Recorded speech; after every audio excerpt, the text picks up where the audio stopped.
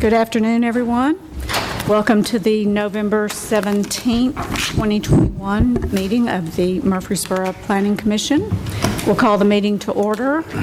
We do have a quorum present. Our first item of business will be to approve minutes of the October 20th, 2021 and November 3rd, 2021 Planning Commission meetings. Did anybody have any changes or additions to those minutes? Motion to approve the minutes as stated. Second.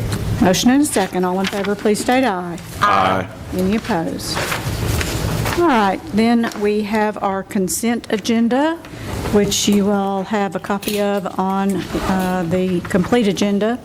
Did anybody have any items on the consent agenda today that they would like removed for further discussion?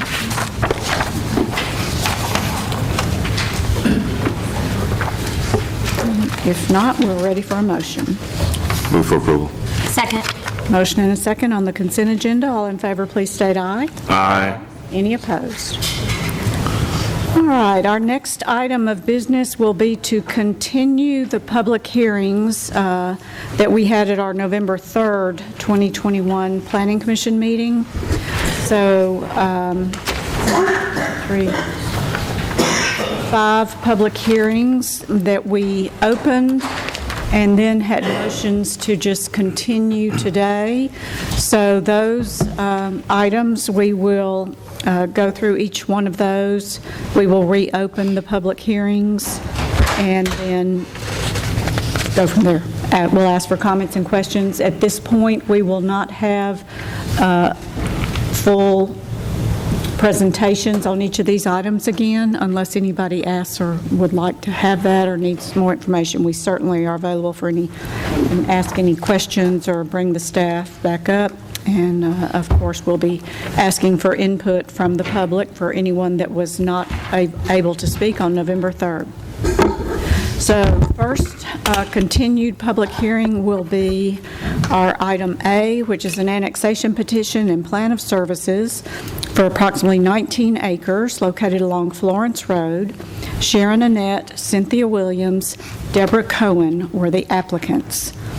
Ms. Green presented that to us on November 3rd. We opened the public hearing.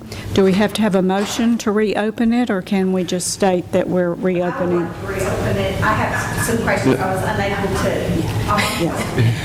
I'm sorry. That's fine. Mr. Ives, can Madam Chair just open the public hearing without a motion? It's advertised. We advertised it. We didn't close it. We continue it. So I think it doesn't. I don't think it takes a motion. I think the chair can open the hearing, reopen the public hearing. Okay. So we are going to reopen the public hearing now, and this will be for the first item, item A. And as with all of our public hearings, you are invited to come forward to the podium to speak, state your name and address, and you will have 3 minutes to make your comments. Please make all your comments to the Planning Commission, not to other members of the audience or the developers.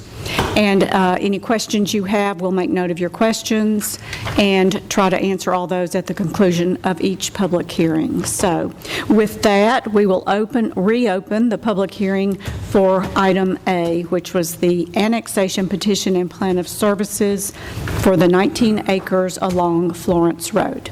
So you may come forward. Yes, ma'am. Thank you.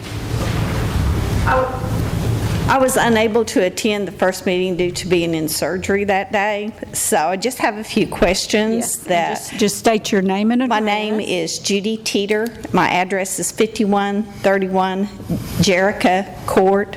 Okay. Thank you. I back up to that piece of property. We've had I have several questions. One would be, do we know the range of these houses that are being built or supposedly being built for that neighborhood that they're asking to be annexed?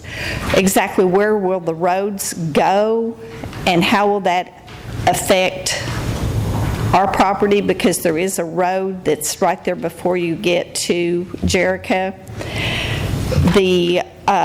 When's the exact start date or presumed to be start date of the community? And we were told when we bought, we were an original owner to this neighborhood, and we were told that we were on a common limestone shelf, and we had to have extensive work done to the front of our house to lower the elevation, and there was they had to take big pieces of the limestone shelf off, and I'm talking they had to bring in a crushing tapper to get the elevation correct, the way where it wouldn't flood back into our house.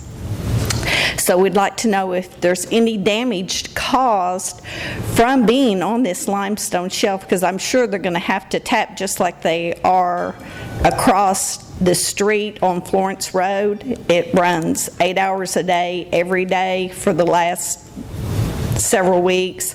If there's damage caused, who would we recoup that damage from, and who would we need to contact? And I believe that's all I have. Thank you so much for your time. Thank you. Thanks for coming out today. Who else? Anybody else here to speak on this item? Yes, come on.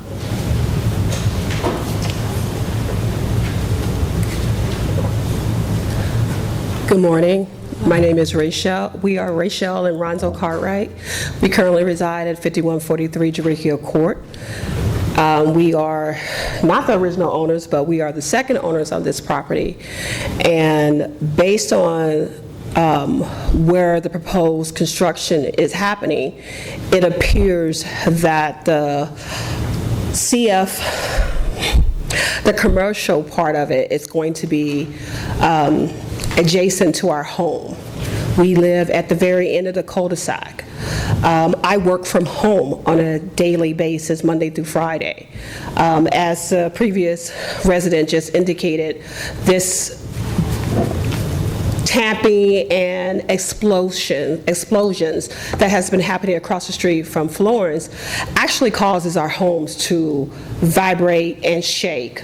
So we do want to know what type of recuperation we will receive if any damages are done to our homes, because this is going to be so close to our homes now. It's not going to be a distance rumbling. We're going to have it right next door, which is going to disrupt my working life, because I have no choice but to work from home because of COVID.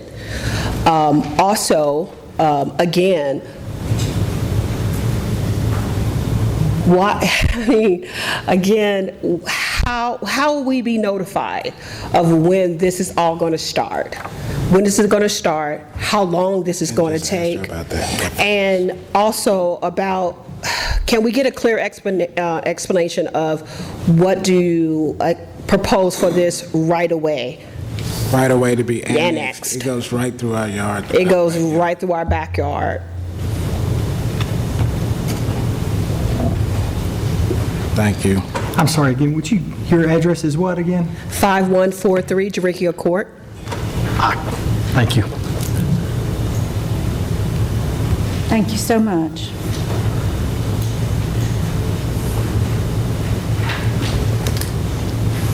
Anybody else here to speak on this item today? Come on forward. Thank you. My name is Courtney Matthews. I live at 5068 Morgan Taylor Drive, which is right at the dead end. If they extend the neighborhood, cars will be going right in front of my home every day. We live at the dead end with the basketball. So I was also in surgery when you guys had the original meeting, so I wasn't able to make that meeting. But I'm curious as to really what the development is. I've heard individuals say residential, so I'm assuming that it's residential. I'm curious as to the process of individuals, or who's going to be allowed to purchase, concerns around rental developments, Red Door, individuals, companies like that coming in and buying up property and you know how things of that nature can go. So that's one of the concerns that I have, and just have some questions about that. And then also the size of the homes that's going to be potentially built. Our neighborhood that we live in, there's a range of square footage of homes, and then there's the land that's in question, and then on the other side of that land, it's a bigger size home. So we're just curious as to what the size is, how close the homes are going to be in proximity of each other. The neighborhood that I currently live in, there's a bit of space. In the neighborhood that's directly on the other side of the land, there's also a bit of space. But then there's other new developments that's coming up all within the area where homes are right on top of each other. So there's another concern that we have, and just a question that we have about the sizing, who's going to be allowed to purchase. And then we'll piggyback on the comments that the other two have mentioned. We hear the explosions, the knocking all throughout the day. In the morning, I too work from home, and it is a distraction of our neighborhood. Thank you. Okay, thank you very much. Anyone else? I have one more additional question. Regarding the potential, from what the description says, the CF simulation with annexation, from the definition that was on the documentation that was provided to us, that is something that a grocery store, a large grocery store, can be placed in that area. Is that still of contingency of them doing that? And if so, what type of commercial establishment is going to be placed there? Because once again, that establishment is going to be right near my home, and with that type of build coming into that type of neighborhood, that means that's going to be open to a lot of people, not just our local people in that off of Florence Road, but other people. And what my concern is, right now, we don't have an issue in our area too much about crime. I don't want to see that increase. And I would like to know if we're going to get some kind of security measures if we're going to have some type of grocery stores in that area. Okay. Thank you. Thank you.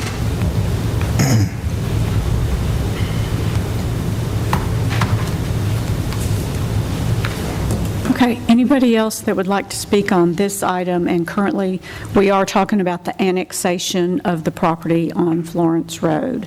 And our next item, we will talk more about the zoning. So just so you all hang on, we're going to get to the zoning in just a second. Anyone else that would like to speak either for or against the annexation petition for the 19 acres along Florence Road? Okay. Then I believe we will close our public hearing. And now we will ask, we have a few more questions we need to address, and then we can move on. But I believe the questions, Ms. Green, do you want to address some of these, or would you? Sure. The ones that I've got some notes for. This area, there are two public hearings regarding this property, and I know that you were clear with that. The first is regarding an application the planning department received from the property owners that are in the orange. These property owners submitted a petition asking the city to annex their property. The city has studied the annexation of that property and two segments of right-of-way or road. So this public hearing is talking about the ability of the city to provide services to this property. So I have given you a plan of services that says essentially that the city can provide most services immediately upon annexation, and then as development occurs, we have the capacity to extend services here. The second public hearing, which will happen after this one, I know that some of the questions that I heard talking about what will the development look like, the standards directly pertain to zoning of properties. So at this time, Sharon Arnett, Cynthia Williams, and Deborah Cohen, who all co-own this property, have asked the city to annex it. So this public hearing is regarding annexation of their property in the right-of-way. The next public hearing following this one is for an application received by Alcorn Properties, Inc., who's here this afternoon, who they have a contract to purchase the property from the current owners and to change the zoning on the property. So I think I can attempt to answer some questions. I don't know if you'd prefer me to wait to answer zoning until later. We should go ahead and try to answer a few of the questions, because that will help them know when they get up to speak, if they want to, at the next public hearing regarding zoning, they'll at least have heard your responses to some of. Okay, great. I think we can So get the it all property itself currently has one single-family house, and if annexed, we can provide services to the property as it is today. I'm going to forward to pass some of the annexation information to the information And I let me have. just ask real quick, Ms. Green, do any of the Planning Commission members have questions regarding the annexation that we're specifically dealing with here? Any questions for Ms. Green before we ask her to answer some of the zoning-related questions? Okay, I'm sorry. Thank you. I do have one that would be pertinent, I think, to one of the questions, though, that she asked, or that one of the people asked, was about us annexing the right-of-way. That right-of-way already exists, correct? I mean, we're not expanding, or are we expanding the right-of-way into people's yards? No, the right-of-way that we're annexing is of Florence Road that exists today. We remember, probably most people here remember, the city rebuilding Florence Road and shifting it 10, 15 years ago, but Florence Road's not changing. What it does is change the jurisdiction, which is responsible for maintaining and reviewing plans. So there are a couple small segments of Florence Road that aren't in the city. Most of it is in the city. So what it does is it clarifies to our service responders, well, this is a city road and should receive city services. I'll talk about a new road with the zoning that has nothing to do with that annexation. Right. Okay. Sure. So as I mentioned, the second application is from Alcorn Properties, who wishes to rezone the property to two different zoning districts. And on the map on the screen, I have what's in yellow and what's in orange. So what is in orange fronts along Florence Road. It is the location of the house on this property, so if people are familiar with it, that might give them an idea of where it is.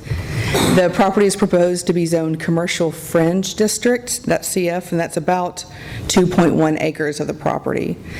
The remainder of the property is 16.7 acres, and the request is to zone that RS6. RS6 is a single-family residential district, so not townhomes, detached houses. And the 6 represents the lot size, so 6,000 square feet is the minimum lot size for these homes. Some of our conversations that we had earlier this month with this property that made it different maybe than other properties is that the city does have a major transportation plan, and it was adopted several years ago, where we see needs in our community, especially with a community with growth that we experience, that we have to continually either improve existing roads or create new networks to manage our traffic, current, and people who are moving in. And so this major transportation plan, which is not easy to read on the screen now, but you can get on our website, has road projects, identifies them as short-term, mid-term, or long-term projects. And one of the projects that impacts the property we're talking about tonight is STI number 8, that's short-term improvement number 8. It's the Cherry Lane extension. Our planning tools that we use when we review any kind of development tell us when we need a developer to participate in any kind of infrastructure improvements the city has. Sometimes we have, when sewers being extended, we have the developer go ahead and do that.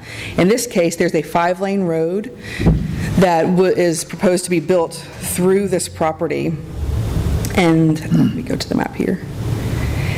What I have on the screen now is a concept plan. It's not a zoning plan, so obviously this isn't the zoning for the property, but it does show where that road would come in, which is here, and the boundaries of this property are something like this. So it has a 5-lane major arterial that will be coming through the property. Some of our discussion has been that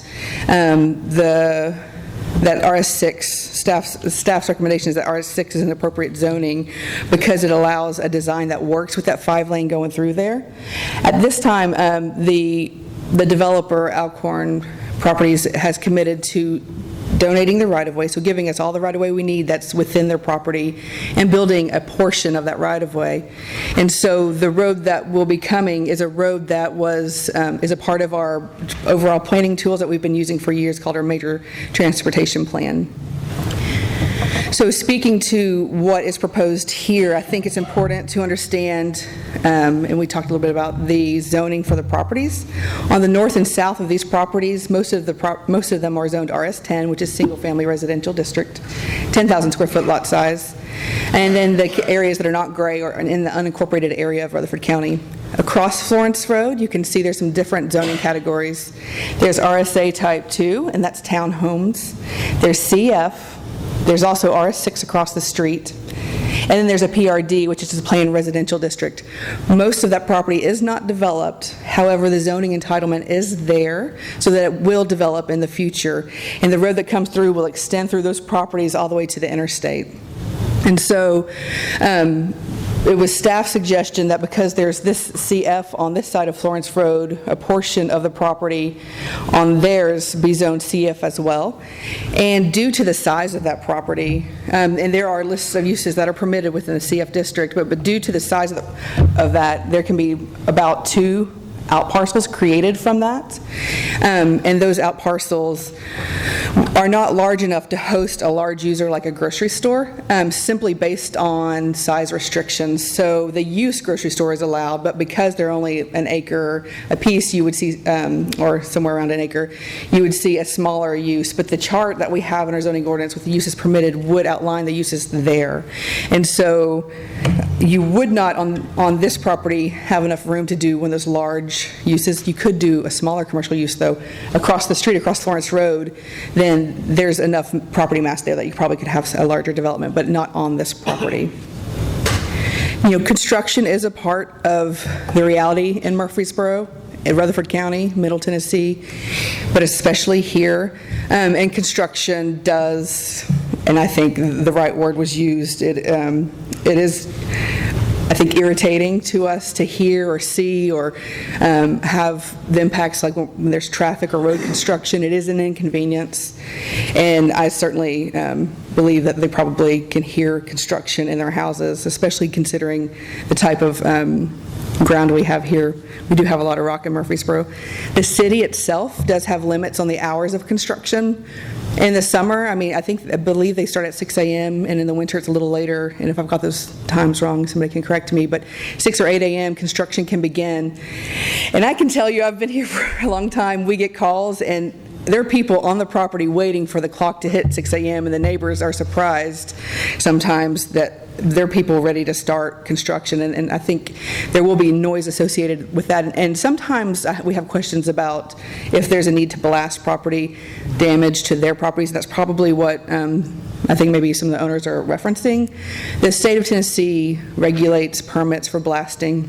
I believe it's through the fire marshal's office. As a part of that process, structural engineers go out and they do a survey of an area. They take photos because it's in the interest of the developer as well to document the existing conditions.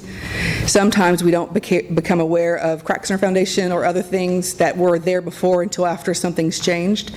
So a surveyor will document existing conditions, note them, so that if there is a complaint about damage, it can be determined if it were done after the blasting or before. I don't know if blasting will be associated with this, and I cannot know that now, but just as given that information about that. And it is permitted. It is something we look at. Of course, you know, homeowners, if they're not comfortable with that arrangement, can go further and hire their own structural engineer to go ahead and do a survey. But as a part of the licensing process, there is a survey done and some documentation there. And let's see. There were some questions about who will be allowed to buy these houses. Well, anyone, because of course discriminating based on housing is not an option. The zoning regulates lot size, which is different than house size, and I often have to describe that to people because the 6,000 square feet that's associated with this zoning district is the lot, not the size of the home. And so the zoning would not say the house must cost $200,000 and must be this size because it is an RS6 zoning district. RS6 is smaller than the existing lots to the north and south that are probably in some of the areas that we've talked about, like Jericho, because those lots have a 10,000 square foot minimum lot size, and we're proposing 6 here.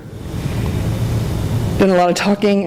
I hope that I've covered some of the points, and if I haven't, if you want to direct me. How about a little bit of design guidelines? I mean, as far as, they did ask kind of what type of house or that sort of thing. We don't, with a bulk zoning, we don't know that exactly, but we do have design guidelines in place that will sort of control that to some extent, right? Councilman LaLance, we do have design guidelines, but they don't regulate design of single-family detached homes. What would apply here, the state of Tennessee, for City of Murfreesboro, we don't have the authority just in bulk zoning to have design guidelines apply for single-family homes. In plan development, they have the option of adding that. What does apply here is some material requirements, so not design guidelines, but the city in the zoning ordinance said we needed the elevations of the building to be a minimum percentage of masonry due to reducing fire hazard.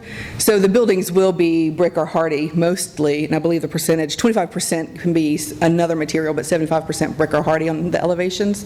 But that doesn't have to do with aesthetic. That has to do with quality, which is closely related.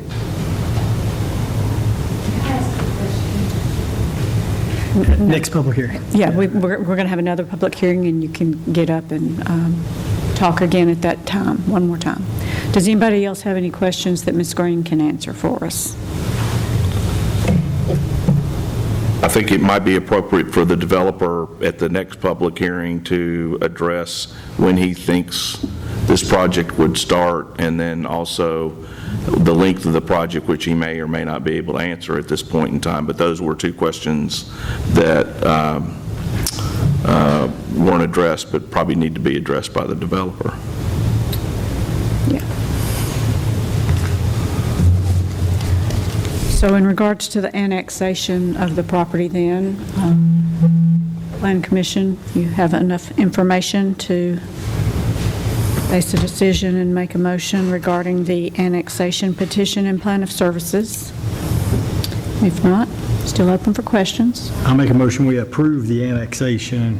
Second. Motion and a second. All in favor, please state aye. Aye. Any opposed? Okay. So next, we have item B, which is the zoning application for approximately 16.7 acres to be zoned RS6 and approximately 2.1 acres to be zoned CF, simultaneous with annexation, located along Florence Road. Alcorn Properties, Inc. is the applicant. So once again, for this item, we will open the public hearing, and I will ask anyone to come forward that would like to speak regarding the zoning on this property. The same 19 approximately acres along Florence Road, with 16.7 acres be zoned RS6 and 2.1 acres to be zoned CF. So public hearing is now reopened. And anybody that would like to speak on this item may come forward to speak. You are allowed to speak one time at each public hearing. And again, you do have the 3 minutes limited to each time you come up to speak. So if there's anybody that would like to speak regarding the zoning for this property, please come forward. I think most of the people in the neighborhood, from what I understand, talking to several of my neighbors. Ms. Teeter, again, if you don't mind. Judy Teeter. Address. Thank you. And it's 5131 Jericho Court, and literally his fence, the farmer's fence, runs 5 feet from where my property line starts. We're concerned about how close are the houses going to be to that property line. The next thing that I think that a lot of people are interested in is there a possibility of, because single home, does that mean each house is individual, or does that mean it could be a townhouse and each person in there would be single family? No. I'm of the opinion it has to be single family with space in between each house. Is that, I'd like to a clarification on that to see if I'm right or the neighbors are right. Mm-hmm.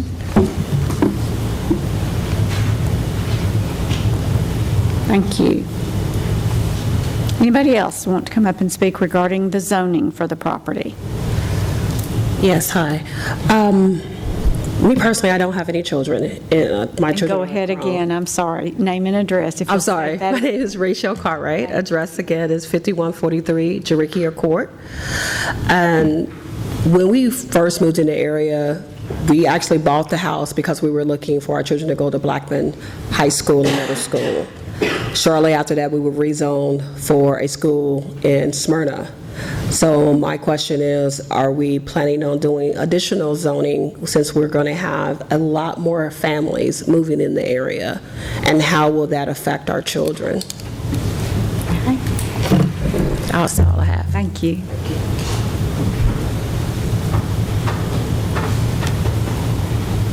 Anybody else?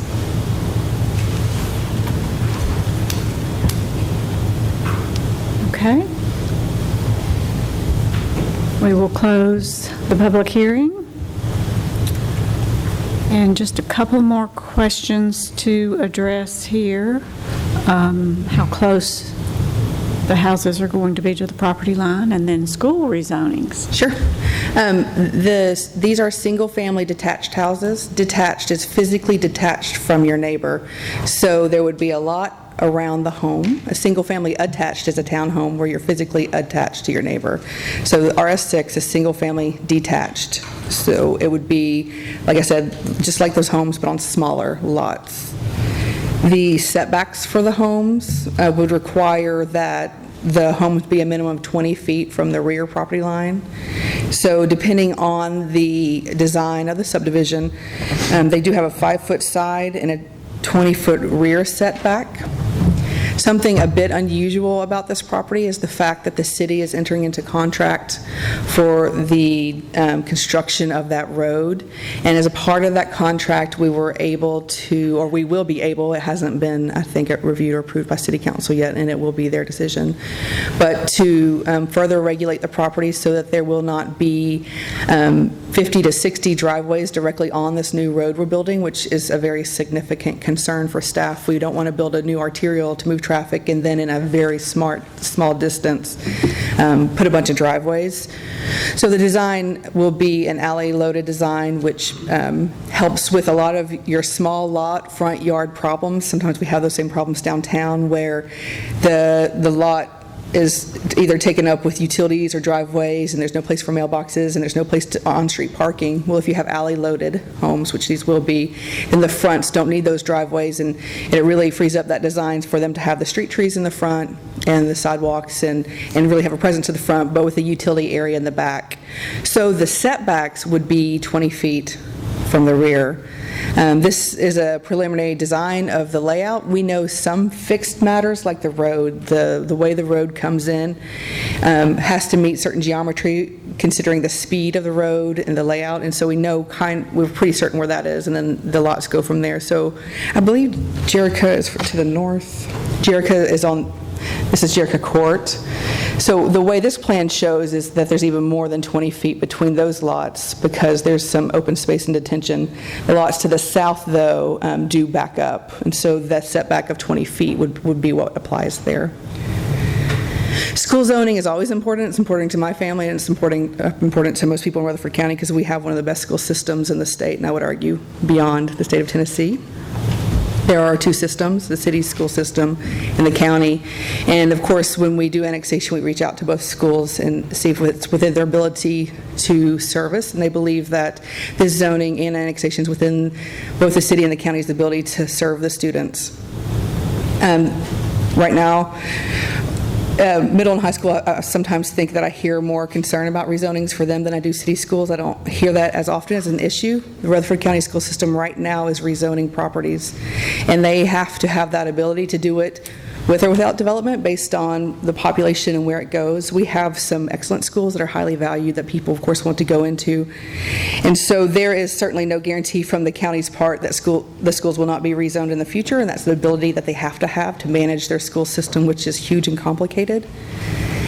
The county rezoning, the city has, as far as I know, no input on whether an area gets rezoned or not, and they really have to do it as a need assessment and look at what's nearby, although I could understand the frustration anybody would have with the zoning process, but it's certainly something that our zoning, which is the entitlement of land to be used a certain way, is different, although the word's the same, than school zoning. And both systems feel confident that the number of children that will come from this development are within their ability to manage, but make no promises about rezoning their school districts. Okay, and I believe we might like to hear a little bit from Mr. Alcorn, if you don't mind. Just tell us a little bit about your timeline, potentially, and if you can address, just from experience as a developer, how we deal with, if you have to do any, the explosions that they're dealing with across the street and things like that. Okay. My name is David Alcorn, 4613 Veterans Parkway is my address. We are the developer requesting this, and to answer a few of the questions and the ones that you have just posed, these are single-family, as Margaret Ann said, single-family detached homes. What she was also saying is this, because of the right-of-way and the road agreement that we'll have to enter in with the city, we're asking for R6 zoning, but we've included some additional requirements that will go along with the zoning, as much as the type of construction, all four sides, brick or hardy or stone, 1,800 square foot minimums, 2-car garages. All but 5 of these homes are all alley loads, so they're rear entry. To get a look of what they would look like would be what's on down the other side of the interstate on Florence, known as Shelton Square. Those are 5-foot side setbacks, except those have a hardy or a brick exterior. Those are 1,800 square feet and greater. Those are front entry garages, where these would be rear entry garages. With the rear entry, it puts the 35-foot setback on the back, plus there's an alley, plus there is on the one side, the north side, there's the common area. As far as start time, of course, as a developer, I have a dream of everything starting quicker than it does, but it always takes twice as long and costs twice as much. I also would love to see all dirt and no rock when we excavate out there, but that hasn't happened yet. I would say 6 months would be the soonest, because obviously we have to go through this process and the city council process and then construction plan approval, and that would be the soonest. But then there's also this design work that the city will have to do with this major thoroughfare, which might also delay that more. Obviously we want to avoid as many disruptions. The hammering of rock at home is not a desired sound for hours on end. We have tried to use more blasting techniques, so it's done in a short period of time and not having to go back. But obviously, like Ms. Green said, that's all monitored and documented, and so protection for all parties. But obviously, these is least disruption as possible. Of course, we'd love for our people to show up at 6 o'clock in the morning to start work. I don't know if that's ever happened either, but as less disruptions as possible. Okay. Any other questions for Mr. Alcorn? Did we miss anything that we wanted the developers to address? Okay. Thank you. Mr. Alcorn.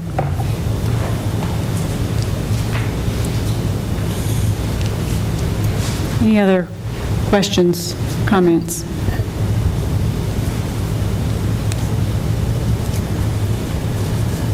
I will state that the school zone issue is never ending. That my older sister went to Central High School.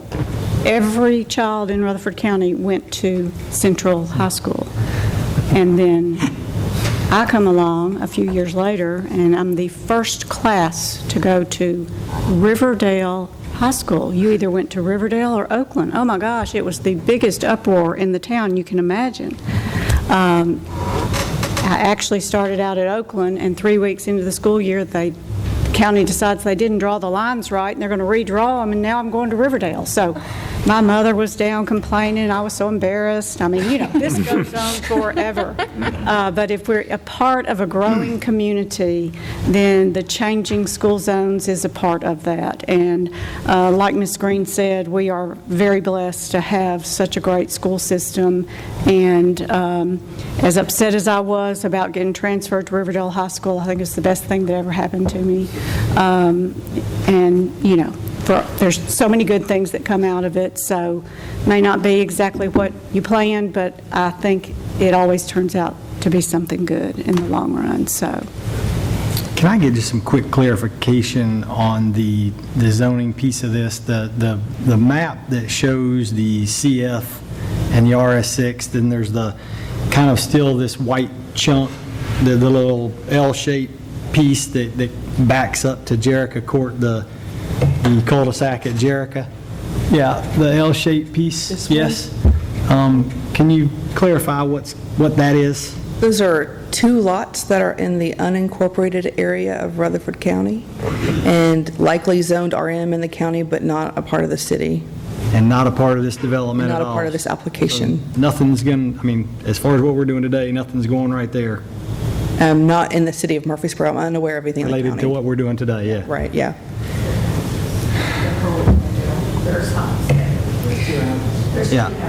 Yeah, so I guess I was just... and those property owners are not requesting annexation, and so we cannot be.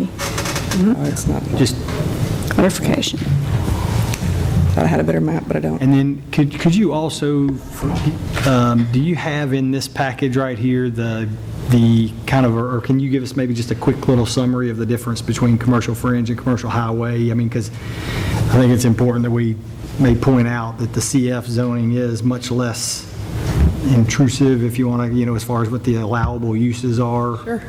In our zoning ordinance, we have various categories of zoning. We have residential, industrial, institutional, other housing, and commercial uses that are listed. And we have a chart that specifically names uses that can be, and then if there's not one listed in there, we find the closest use. So as far as the commercial categories, we have a commercial highway district, which is generally found in a linear fashion along highways or major arterials. It's CH for short, Commercial Highway District, and it would be our least restrictive, therefore most permissive commercial zone. It would not be as permissive as an industrial zone, but in its category of commercial highway is the least restrictive, most permissive. One step down from commercial highway is Commercial Fringe District. CF is the abbreviation. So here we struggled with what would be a good ask, because it is going to be a 5-lane road, which is major arterial, but it is at nearby some communities. And so staff suggested that something like a neighborhood commercial node would be good here at the entrance or the interface between large roadway systems and where people live. And so the Commercial Fringe District was requested. The Commercial Fringe District does not allow as many uses as commercial highway, although it is quite permissive. It does have some additional restrictions on uses like gas pumps and order boxes with restaurants. So although a restaurant would be allowed, there's a distance requirement from when you pull up and somebody speaks to you on the speaker and that you speak back. Those appurtenances are quite obtrusive or annoying sometimes to have in your backyard. So CF District would say that you need to make accommodations for that. Same with gas pumps. It is it does allow a fairly wide variety of uses in the CF District. I think in this case, that's just pure zoning of the property. I think Mr. Alcorn can and may be further restricting additional uses on that property with the contract that the city will be negotiating later, but that's a quite unusual circumstance. So there's commercial highway, commercial fringe, and then below that you might have something like a planned development or commercial local district or office use. So it's the second tier down from commercial highway. Thanks. Sure. Thank you, Ms. Green. Any other questions? Comments? Madam Chair, if I may Yes, sir. expand just a little bit on the right-of-way annexation, so people understand. Quite a few years ago, the city annexed the right-of-way of Florence Road in this area, in the process of annexing some property that was on the other side of Florence Road. Then, a few years later, we bought additional right-of-way and easements to rebuild Florence Road, which we completed 10 years ago or something like that. We acquired an additional 10-foot of right-of-way along this stretch of Florence Road. We had already annexed Florence Road, and we did not come back at that time and annex that strip. Probably just an oversight, really, that we didn't clean that up at the time. So we're not taking any additional property. The road's not going to change. Any setbacks from the road, sidewalks, nothing's going to change in that area. Just that 10-foot strip will formally become a part of the city as opposed to not being a part of the city. Thank you, Mr. Ives. Go ahead. It could one day change, but I think the point of today is, the right-of-way exists for a reason, right? Because we may use it one day. The city might, or the county might, or whoever. Is that right? We're already using it. The road is built, the utilities are in. So, to rebuild Florence Road from the 2-lane Old County Road into the 3-lane with curb and gutter and sidewalks, we had to have more right-of-way. Perfect. So we have already built that road. Got it. If there are no other questions, I'll make a motion to approve, subject to all staff comments. Second. Motion and a second. All in favor, please state aye. Aye. Any opposed? Okay. Thank you, and thank you again to everyone that came out to speak on that item. Next, we have the annexation petition and plan of services for approximately 25 acres located along New Salem Highway. Salem Properties, Inc. is the applicant. And this item, Ms. Rush presented for us on the night of the 3rd. And so I think we've got the map up there for the property, but we will, at this time, reopen the public hearing on this item and ask if we had anybody here today that has come to speak regarding the annexation petition and plan of services for the 25 acres along New Salem Highway. If so, please come to the podium and speak.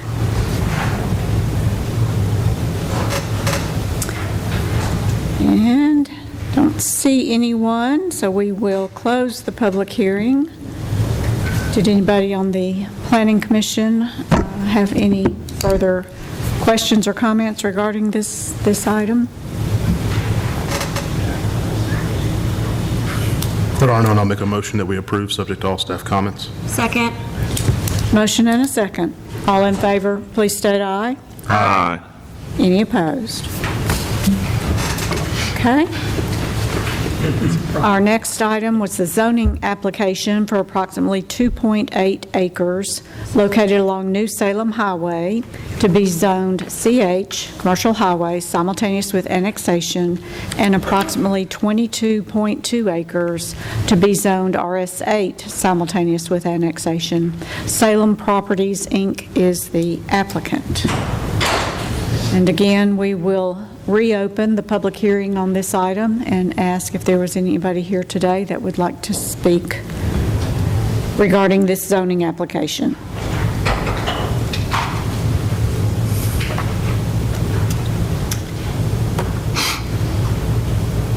And seeing no one, we will close the public hearing. Ask the Planning Commission if you had any further comments or questions regarding this zoning application.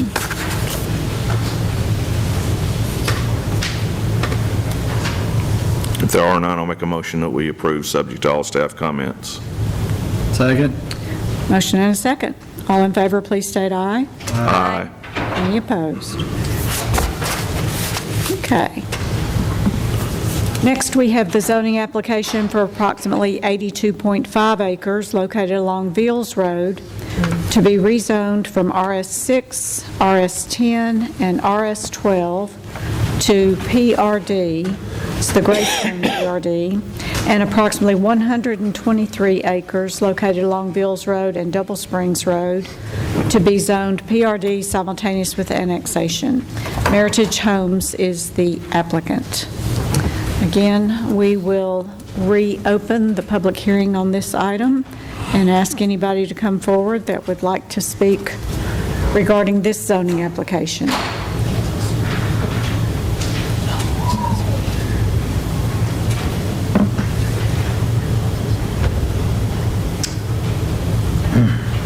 Seeing no one, we'll close the public hearing. Any further comments or questions from the Planning Commission?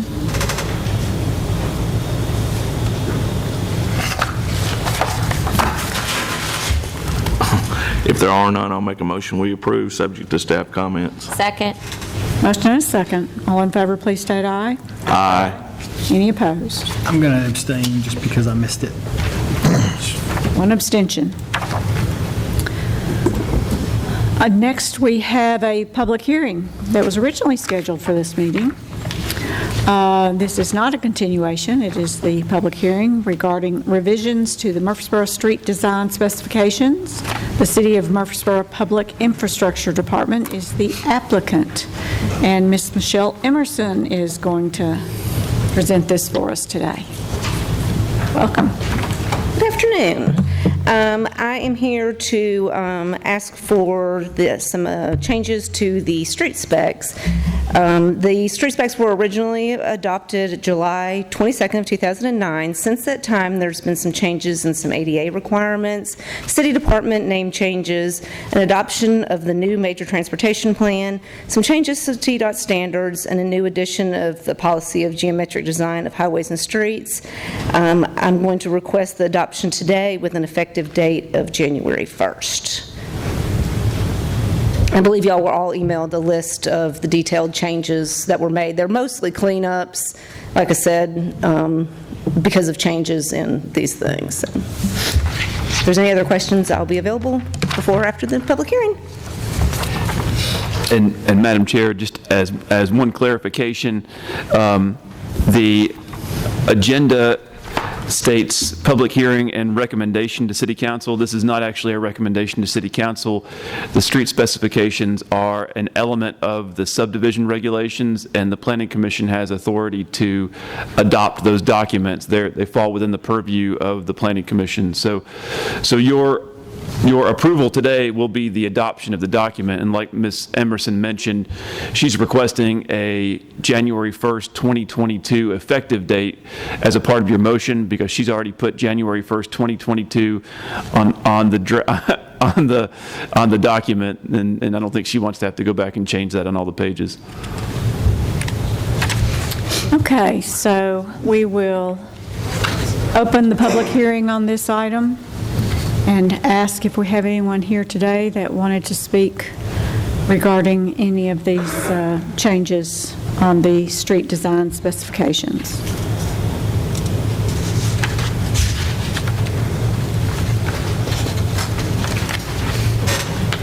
She's done a good job. Don't have anybody here arguing about them. All right, if nobody wants to speak, we'll close the public hearing. Are you guys missing item 6 on your package? Yes, sir, Mr. LaLance. It was sent out separately. It's only separately? Yeah, all I've got's the more church stuff here. It was emailed separately. Yeah. Sorry.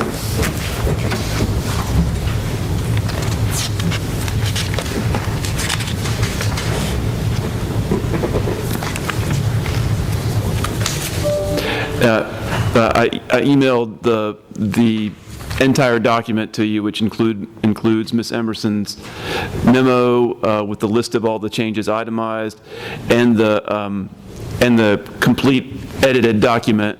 And then, for your convenience, I included a hard copy of her memo with the itemized changes at your stations. You do?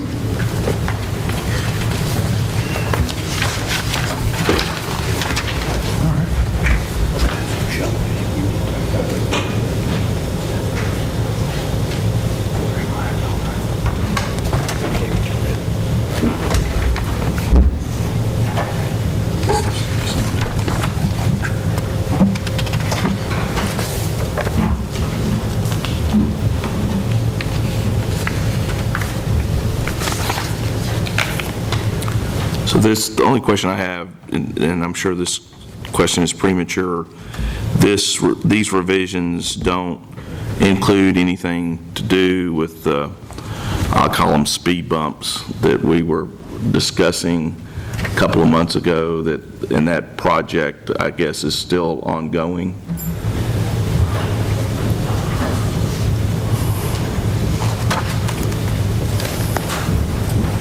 The speed cushions are not addressed in the street specs.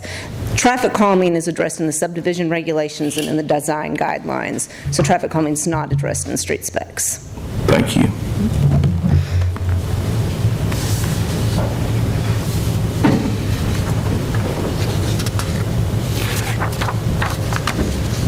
Among Mr. Halliburton, among other things, the street specs is more of a set of technical criteria for engineers like Mr. Taylor and Mr. Melson when they are designing public streets. Has the standard cross sections, the construction requirements, and so it's important that we make sure that it's up to date. If you have any more questions about what exactly the document contains, Ms. Emerson can go over that, but it's a lot of technical specifications.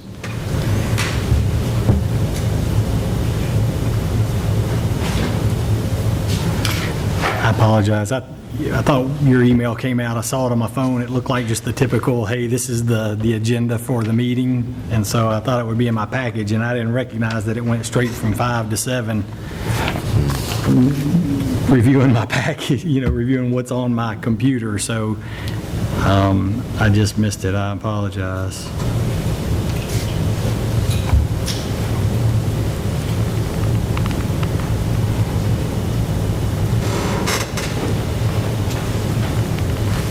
So on this particular item, would we have the option to,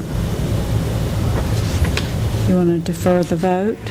I'll probably abstain just because I messed up, but I don't want to hold everybody else up. I mean, if I also failed to look into that email further. All right. So I'm not prepared to vote on this either. I think that I think we're okay picking this back up at the next meeting. Like the operative date for Ms. Emerson and her department is January the 1st. So as long as it's reviewed and adopted before then, I think that's probably a-okay with everybody on staff. Probably make me a little more comfortable. Just make sure I get to read through at least read through the summary. I just completely botched it. And I apologize for sending that out late. I just missed it. Does that give it time to get to council? It does not have to go to council. Okay. Planning Commission has authority over the subdivision regulations, and this is an element of the subdivision regulations. Awesome, even better. Everybody okay? Y'all okay with pushing it to the next one? Everybody okay? All right, I'll make a motion. We defer it then. Second. Motion and a second to defer. All in favor, please state aye. Aye. Any opposed? Okay, very good. All right, next we are moving on to the GDO section of our agenda. The first item we have there today is the North Church LLC property, Lot 7. This is a Rooms to Go addition. It's final design and site plan review of a 9,567 square foot addition to an existing furniture store on 3.4 acres, zoned MU, CH, and GDO 1, located at 2846 Medical Center Parkway. Seaman Development Corporation is the developer. Ms. Green. Thank you very much. This next portion of our agenda is for you to consider projects proposed within our Gateway Design Overlay District of our community, and the first one of those is for an addition to an existing use. On the screen I have an ortho photo which shows the property as it exists today. There's a Rooms to Go located along Medical Center Parkway, very close to Gresham Park Drive, not quite on the corner but near the corner. The store has been very successful, and they have an opportunity to purchase property from the adjacent Clary Park / Hines property and to do an expansion to their store. So they'll add a third type of product in their store, in addition to some parking expansion. So on the screen now I have the existing building footprint. The addition is here. and then the parking addition is here. So the parking is actually going on the opposite end of the building addition, but that worked for their layout. Currently, they have just general furniture, and they have a kids section.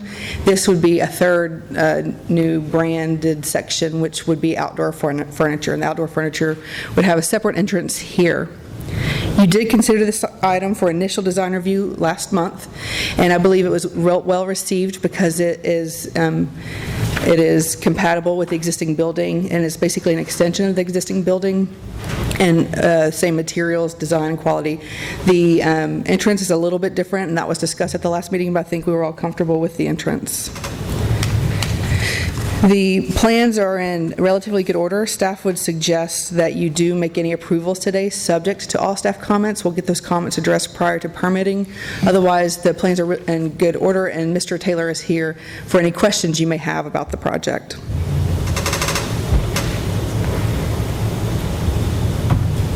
Okay, any questions regarding this item? Comments? None from me.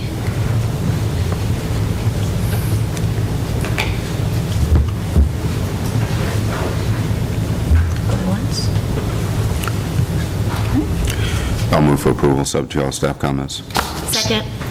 Motion and a second. All in favor, please state aye. Aye. Any opposed? Okay.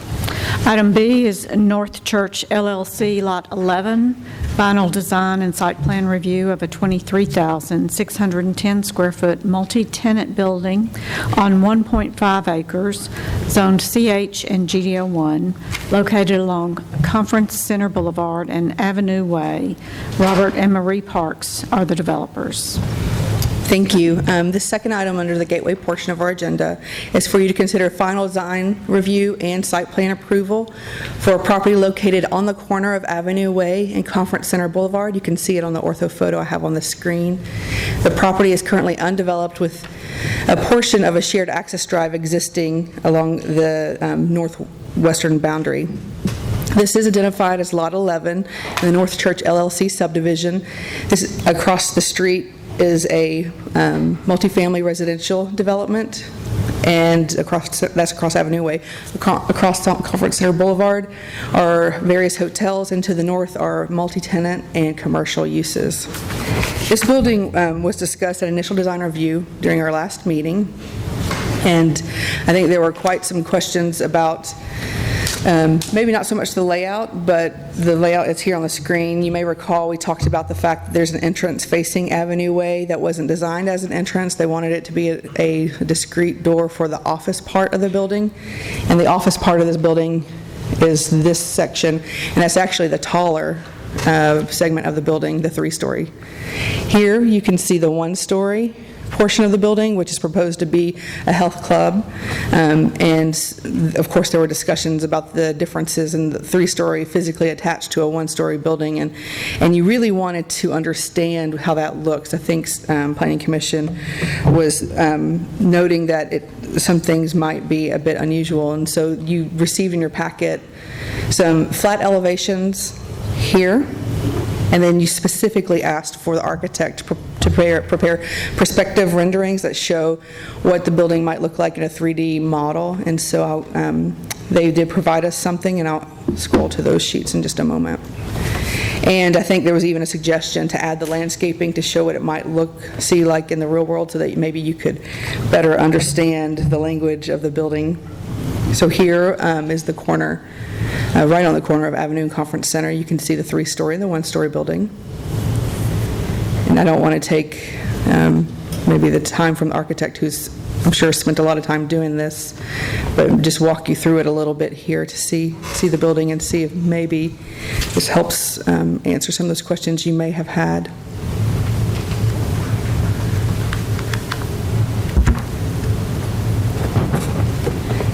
Mr. Taylor, Matt Taylor with SEC, is representing the applicant, and I'm going to invite him to turn at this moment. If you have any questions either for the design team or for me, I'd be glad to answer them. We would ask that if you approve it today, please approve it subject to all staff comments. Matt Taylor from SEC. I got Paul, the architect, here as well, so I think he did a good job with the renderings, those bird's eye perspectives, ground level, to give you a better feel for how the building reads rather than the 2D version. So myself and Paul will be happy to answer any questions.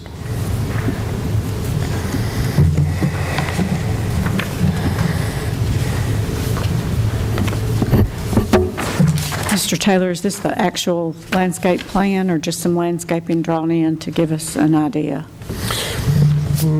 What did you do there? It's actually matching up to the actual landscape. So he overlaid our landscape plan and popped in trees. Now, whether those are the correct species or not, I'm not entirely positive. But I wouldn't know. in what year growth they are, but Yeah. where he shows trees, there would be trees. Where there's shrubs, there would be shrubs. This is probably 5 years into the development. How many? I didn't hear you. About 5 to 7 of growth. I think it certainly helps with the, looking at the two buildings side by side with the difference in height, just having the extra landscaping in there to kind of break that up helps with Wasn't that. there a question, I think the last time there was a question about the entry, the front entry? We didn't want a front entry on both sides. I think it was about... They didn't want a front entry on both sides, right? Yeah, I think it was about that door right there that faces Avenue Way. And so we were just trying to make that a little more low-key. I mean, we've not turned our back to that road, obviously. Just did not make it a very prominent entrance due to the function of the building inside.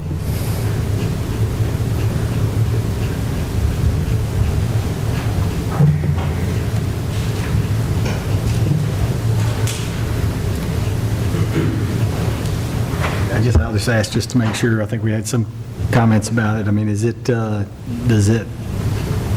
comply with the minimum? I mean, it complies with the minimum standards?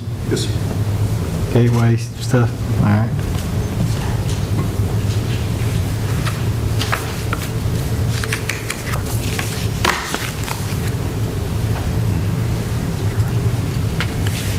Looks good. If there's no other questions, then I'll move for approval, subject to all staff comments. Second. Motion and a second. All in favor, please state aye. Aye. Aye. Any opposed? Okay. Item C is the North Church Property Lot 18 Final Design and Site Plan Review of a 24,658 square foot commercial center gas station located on 3.08 acres, zoned CH and GDO1, located along Medical Center Parkway and Silo Hill Lane. Gateway Investments LLC, Investments Inc. LLC is the developer. Ms. Green. Thank you very much. Our third item this afternoon is for you to consider final design review and site plan approval for Lot 18 of the North Church property. You can see this Lot 18 has frontage along Medical Center Parkway, although there is a bit of a separation between Med Center and the property line. It also has frontage along Silo Hill Lane, and we anticipate some visibility from I-24 between the adjacent detention pond and the property. Property is zoned CH, Commercial Highway District, and it's located, of course, in the GDO1. This project several months ago was reviewed, and there were a discussion about a direct connection on the Medical Center Parkway after receiving input from our various departments. The entrance from Med Center was removed. The site plan shows two buildings. Building 1 is the smaller C-store closest to Med Center Parkway. A C-store is just convenient language to say convenience store. So a convenience store is the store with a gas station. There's also gas pumps on the corner, so the convenience store and gas station. And then there's a second building called Building 2. Has a large anchor in the multi-tenant, and that large anchor we know is proposed to be a liquor store and then smaller suites for future tenants. And this project was deferred several months ago and asked to come back for initial and final design review again. It did come back for final design review last month. I believe the architecture is largely unchanged. It's with where we have talked about as far as the design of the canopy and the C-store. There was conversation about that the applicants brought up that they would like to voluntarily place some restrictions on their property, and they requested to work with staff with those restrictions. As you know, those restrictions are not a part of the site plan approval or the final design review approval, but I think what they are saying with volunteering to put these restrictions on the property is that things that might be a concern with the design of this property, they think they can address. And so we have shared with you some draft restrictive covenants proposed to be on this property, volunteered by the applicant, that speak to signage. And it speaks to both buildings, Building 1 and Building 2, do fall within the buildings to be regulated. Some of the concerns were having shelves backing up to glass windows. So if you have that in some buildings, you might see pumps for soda machines or storage, and that's unsightly. If you might see that in something like a liquor store, oftentimes where they have the shelves against the window, signage goes on the back of the shelves to help screen what's there. And so the aesthetic of that in this area where the city's invested millions and millions of dollars was a concern. The applicant's architect has designed the building so that the masonry area comes up high, and that it really reduces the probability of shelves backing to glass. In addition to the design of the building, the restrictive covenants do speak to not allowing shelves to back up against the glass windows. And I may need some guidance from maybe Mr. Reed, who drafted, I think, the restrictive covenants, about what else is in there, because I'm reading them from a planner's perspective and not an attorney's perspective. But I also believe that regardless of use, they will adhere to the Gateway Design Overlay GDO 3 restrictions. So the most restrictive sign ordinance we have is that pertains to the GDO 3. If you have questions specifically about the sign ordinance, we have a sign guru who's here this afternoon. Ms. Stevens is here, and she can answer any question you could ever imagine about the sign ordinance. I cannot. But if you have questions about the restrictive covenants, Mr. Ives and Mr. Reeves, I think, have been working together on this project. Some of those questions you were hoping that we would work out and address from the last meeting to this one, and I believe that that's happened. I believe that the restrictive covenants will be able to address some of those negative impacts that could potentially occur that the client doesn't want, and of course we don't want as well. Mr. Taylor, I'll invite him to the lectern to provide the additional information, and he may want to bring his team up as well. If you do approve it, we would ask that you do that subject to all staff comments. Thank you, Ms. Green. I don't have a lot to add. I think we've seen this project several times. I think the only change between last time and this time is that the architect went ahead and dashed in or ghosted in where the signage is going to be into the proper scale. The words themselves may be a little different on the buildings, but the ghosting, the size, the scale are all appropriate. Mr. Reed, Mr. Ives have been in communication. I'll let them speak to their agreement, but I think we're all in agreement with the restrictive covenants. So I'll be happy to answer any questions.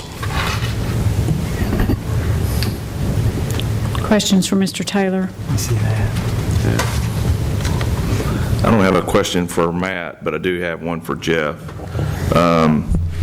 So if we look at these restrictions, it talks about enforcement. Yes. So when we say the declarant, are we saying that this enforcement is being done by the owner of the property? The way this is set up, the restrictions are set up to be enforced by the declarant, any tenant on the property, or the City of Murfreesboro. The City of Murfreesboro is a third-party beneficiary of the property, of these declaration, and so the way these are set up, any owner of any portion of the property, any tenant on any portion of the property, the declarant itself, or the City of Murfreesboro could enforce these restrictions. Really? Okay. Okay.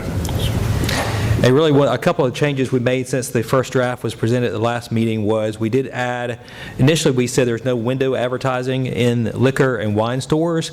There was a comment to add that to extend to beer or tobacco stores as well, so we've added that as well. So from a substantive standpoint, that's really, I think, one of the material changes here. Then there were some cleanup changes that I worked through with Mr. Ives, and we've added those.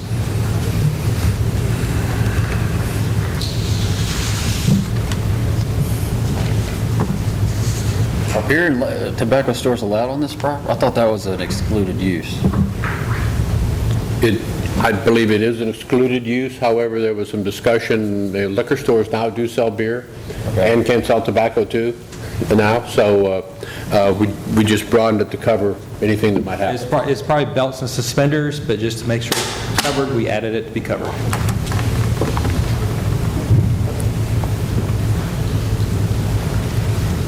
This may not be appropriate, but Mr. Reed, I appreciate you putting this together, and the applicant also. The applicant wants this to be a nice project. He heard the concerns the city had expressed to him and wants to go above what's required to voluntarily address those concerns. This is a major investment for him, so he wants this to be a major a project the city of Murfreesboro will be proud of to have there at the Gateway.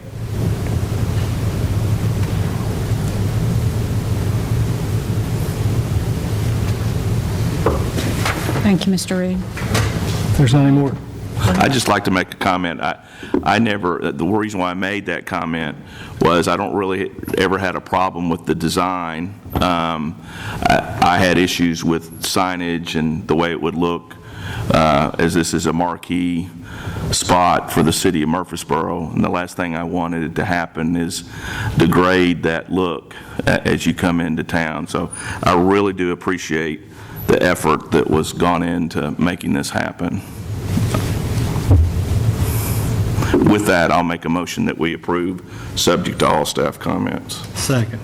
Motion and a second. All in favor, please state aye. Aye. Any opposed? One abstention. And one abstention. Okay. Thank you very much.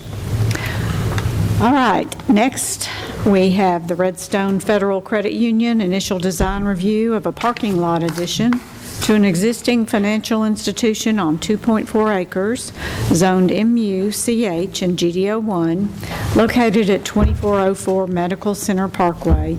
Redstone Federal Credit Union is the developer. Ms. Green. Thank you very much. This next item is for you to consider initial design review for a property that's currently located within the city of Murfreesboro, similar to the Rooms to Go, as similar as it's an existing building that has an opportunity to expand.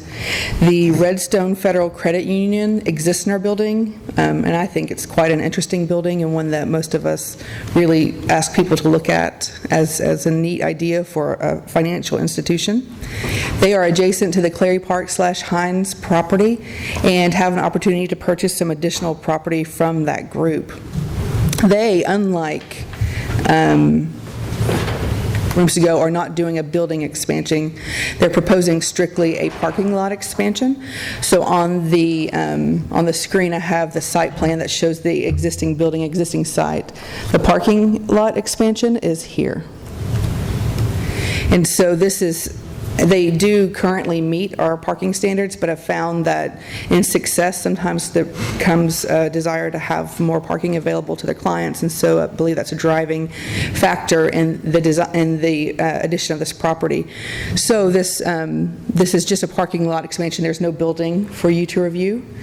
Sometimes when there's no building associated with the design, you opt to combine initial design review and final design review into one meeting, because the primary purpose of initial design review is for you to give feedback on architecture and give the team an opportunity to come back and address that for you. As there's no building addition, there would not be an expectation of architectural feedback. You certainly can have them come back for final design review, but it may be something that you want to clear off your plate today if you think it's in good order. It is a parking lot expansion. They've met the landscape and location requirements. Another significant element of this plan that is significant to staff and was something that we really wanted to work through was that we know that there's going to be a road in the back. When you reviewed the zoning plan for Clary Park, it was called Clary Lane. When you reviewed the master plan, it was Robbie Corlew. The name changed based on feedback from emergency providers. So that funny shape I tried to draw is a future road, public right-of-way. And so there is an existing easement that runs along the adjacent properties into this property, and we wanted to see some sort of connection happen between the future road and the existing easement. And they were able to accommodate that in their design.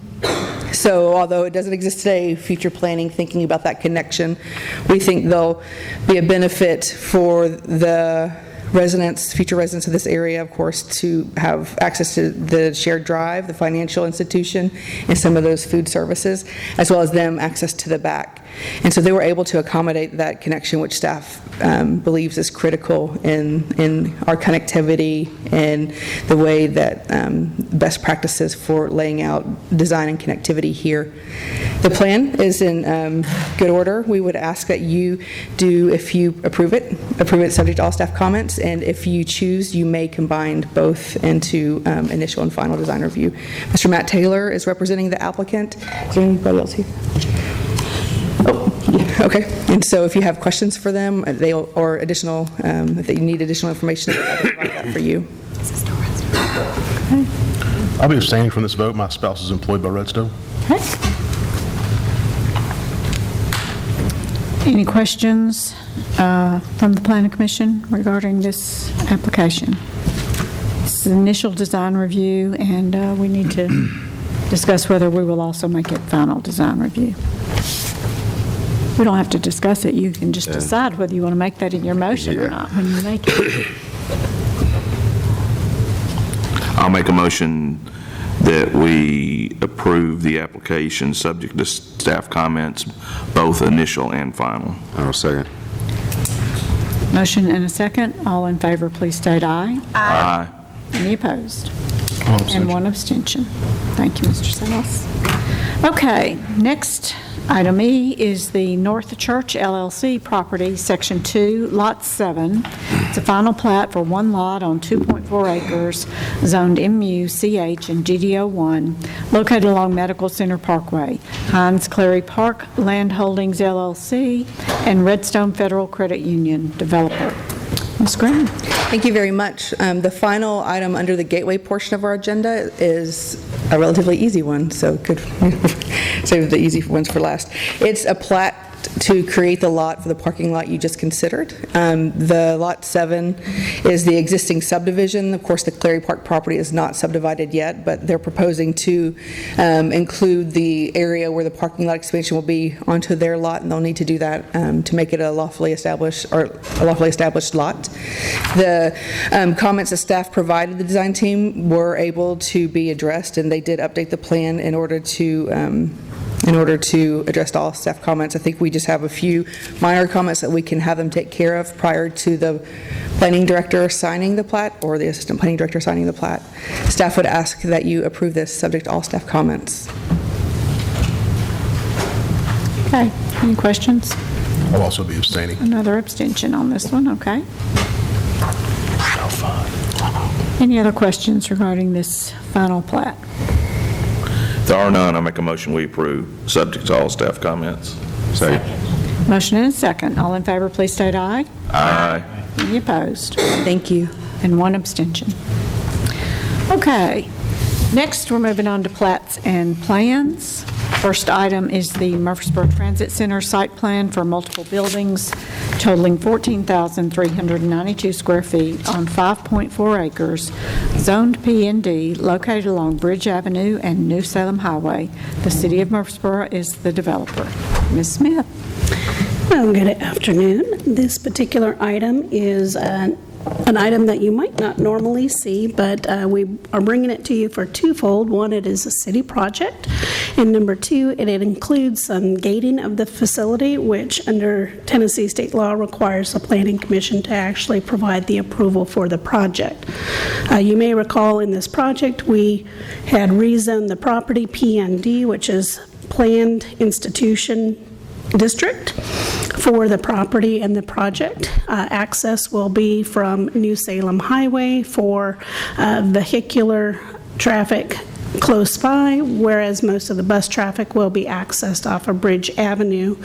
And the gating will occur along this portion of Bridge Avenue, which we anticipate would be a gate that closes at night in a close facility, and then another set of gates, arm gates, that will allow the buses to easily come in, gates to open and clear, so that you don't get any public traffic coming in this counterclockwise direction for pickup of passengers. Of course, it does have a TDOT improvements coming along New Salem Highway, which will affect the corner of Bridge in New Salem and provide sidewalks down the property. Perimeter plantings are proposed along all sides to meet city requirements. I think we're still working through some of those items as we're going through the site plan review and really making sure that it meets the P&D requirements and the standard city requirements, because grant funding will not cover anything over and above the standards. On the project side, of course, there's the administration building, and it will actually fence off at this location so that people can park in the regular parking lot during the day hours, but they would not be able to access this bus island in the center of the property. I always love color pictures. Are a little bit better in showing where everything's at. You'll see there's multiple types of fencing around the majority of the property. In our staff comments, we do have a couple of outstanding items that we believe we can work through.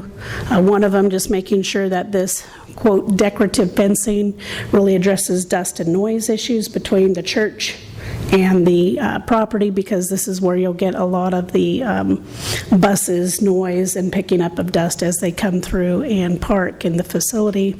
And again, here you can see the gating here at this facility, so you can access, again, the parking lot, but not these back areas or the bus maintenance building or these back portions of the project.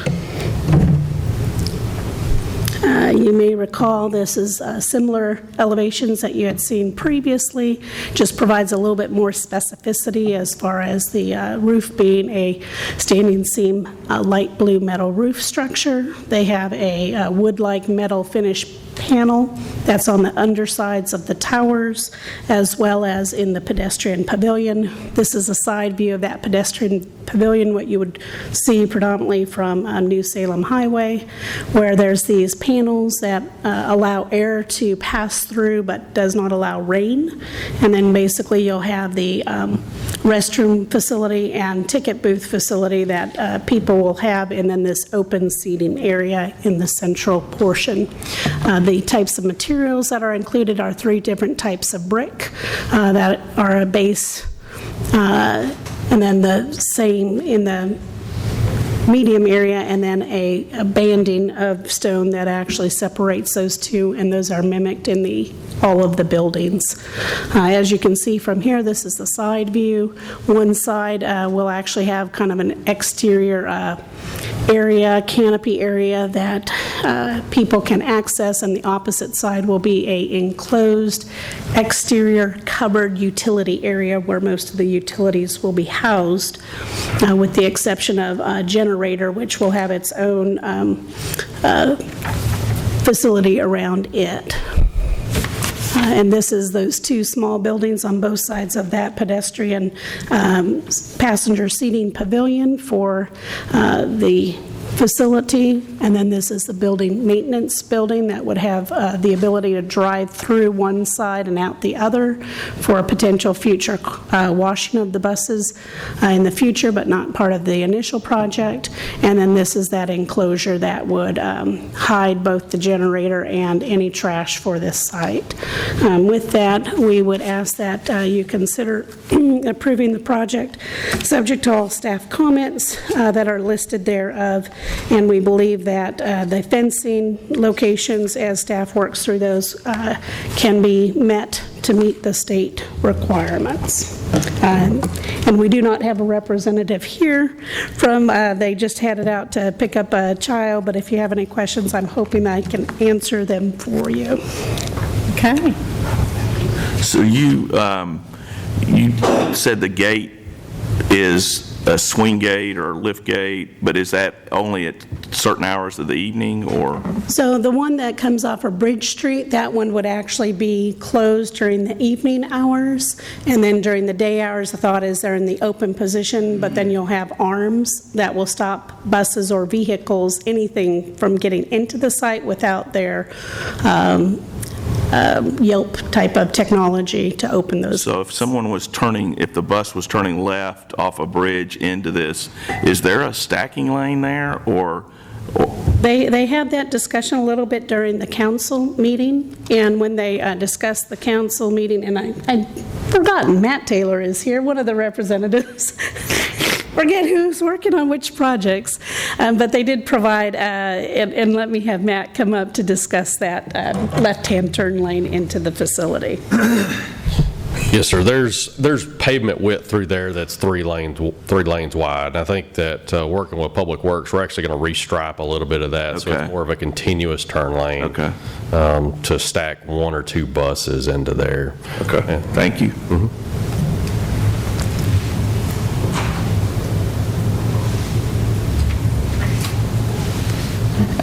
Okay, any other questions regarding this site plan?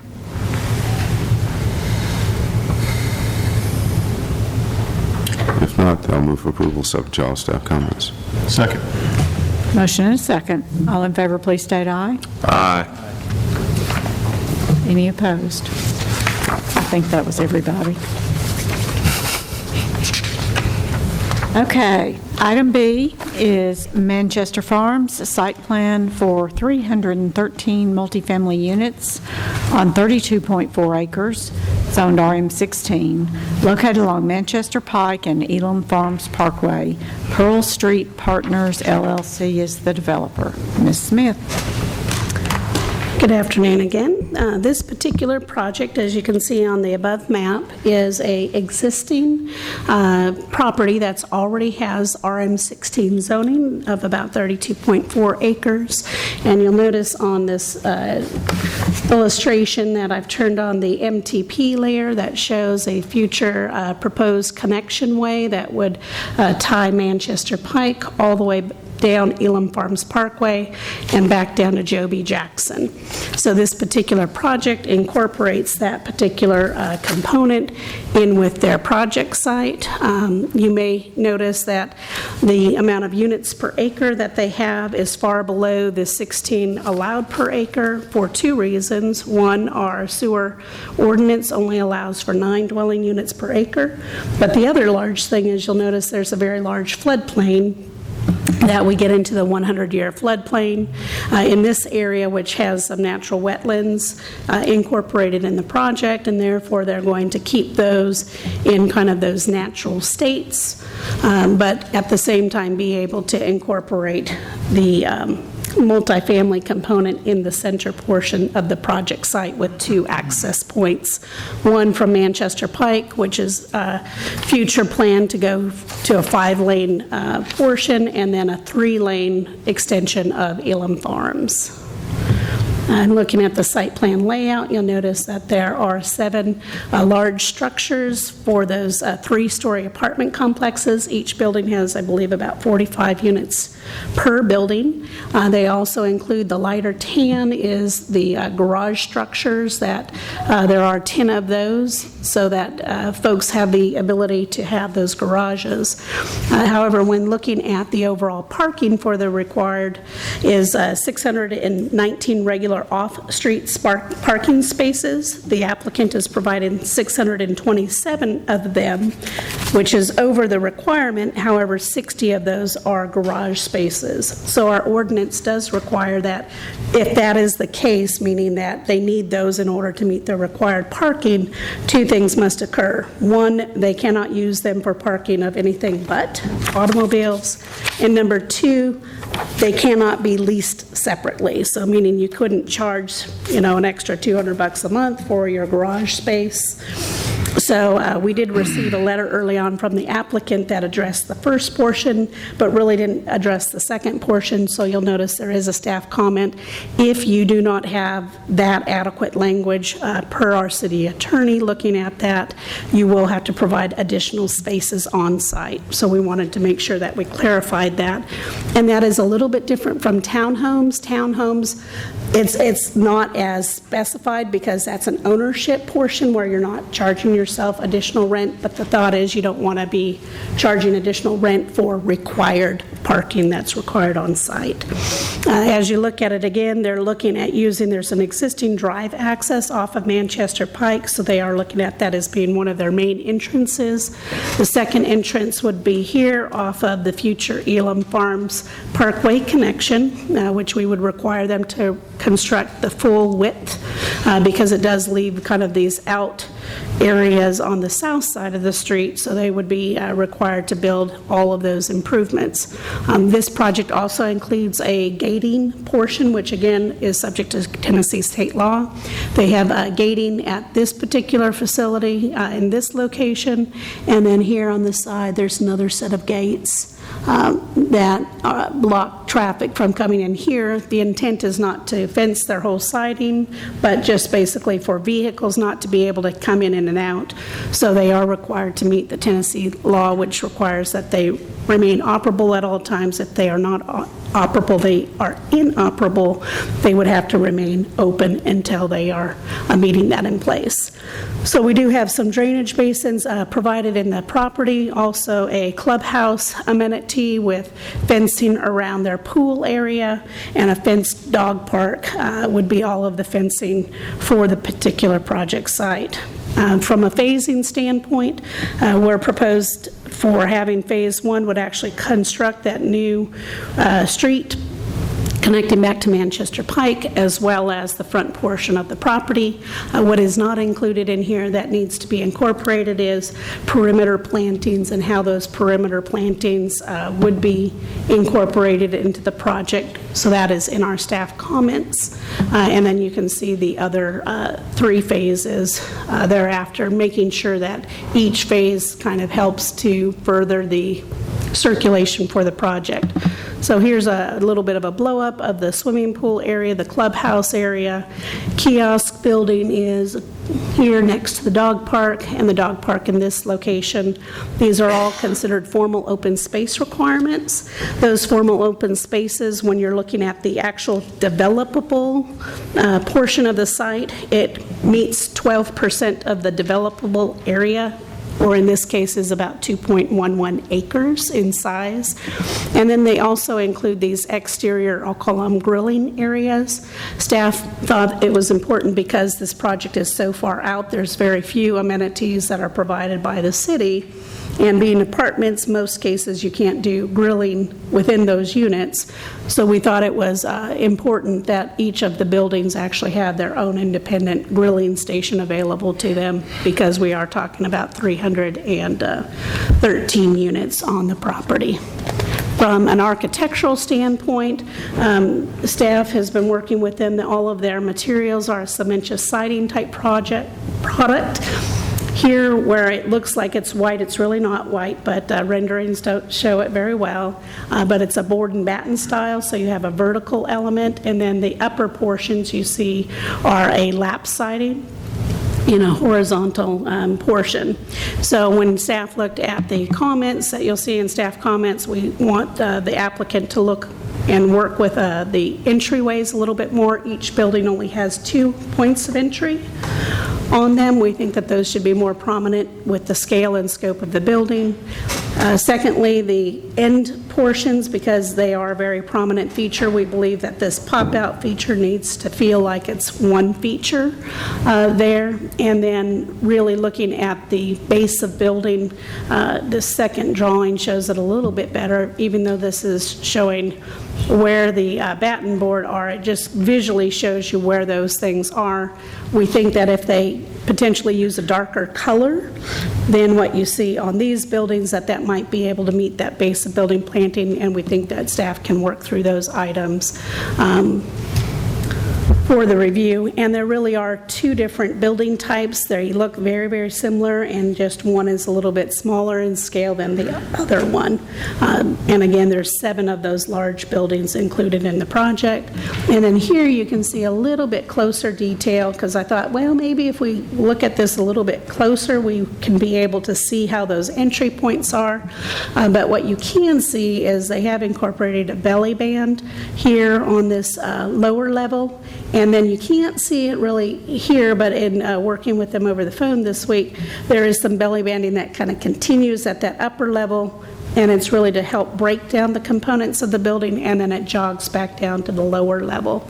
But here, when we were looking at it again, we were hoping to see just a little bit more prominence and details at those entryway features, because it looks like they just vanish into the building for those items. The clubhouse is a 1-story building with a main entry point in this area. Again, just looking at a little bit more detail on the front prominence of that entryway, which I think we can work through.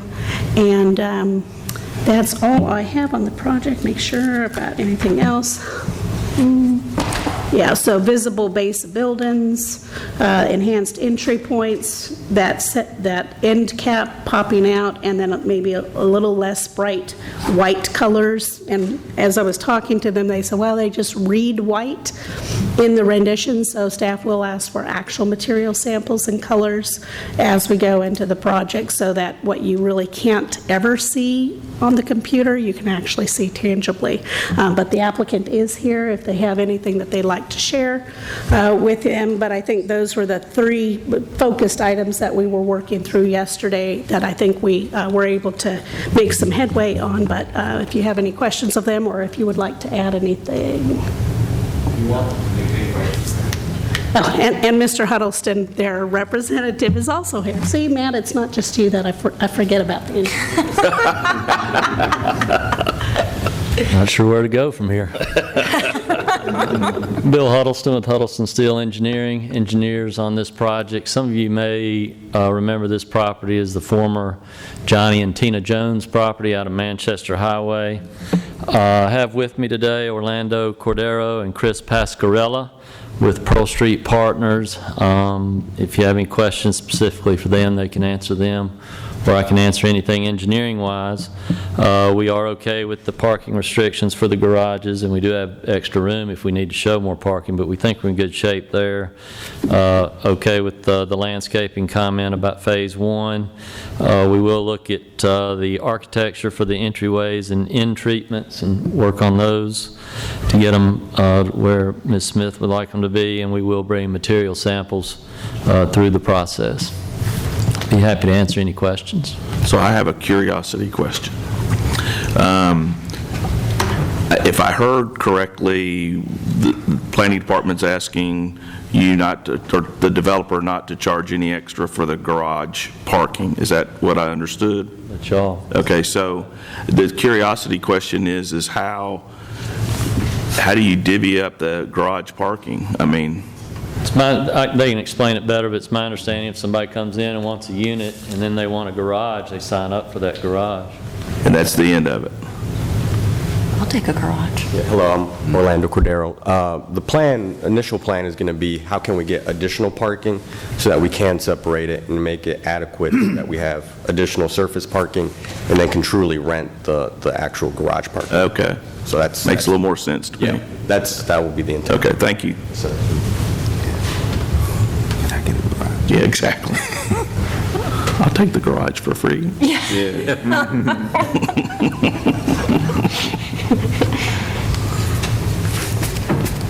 Did I hear correctly, there are 2 entrances per building, or are there 2 and you come from both sides, so there's kind of 4? No, there's only 2 per building, so they're basically facing the parking area. Okay. The front face that faces the interior streets and drives are more like balconies, but those balconies have railings in them, so they can't egress out of those things. So I did ask the question as well, and I'm not certain with the building codes, but I'm sure when they, go in for their building permits, they'll have to meet all the fire codes for building egress and those sort of things. But I just wanted, especially since there's only 2 and 7 buildings, that's 14 points of entry that they would be enhancing for the whole project. Okay. So if there's an average of 44 families living in each building, they're going to have to go in and out of only 2 points. Okay. Is that safe? If there's a fire?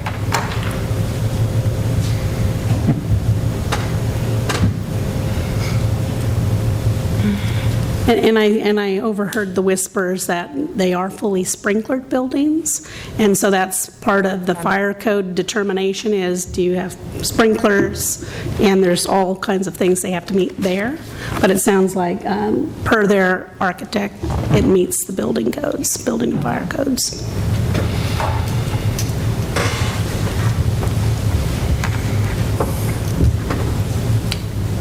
Other questions regarding the site plan?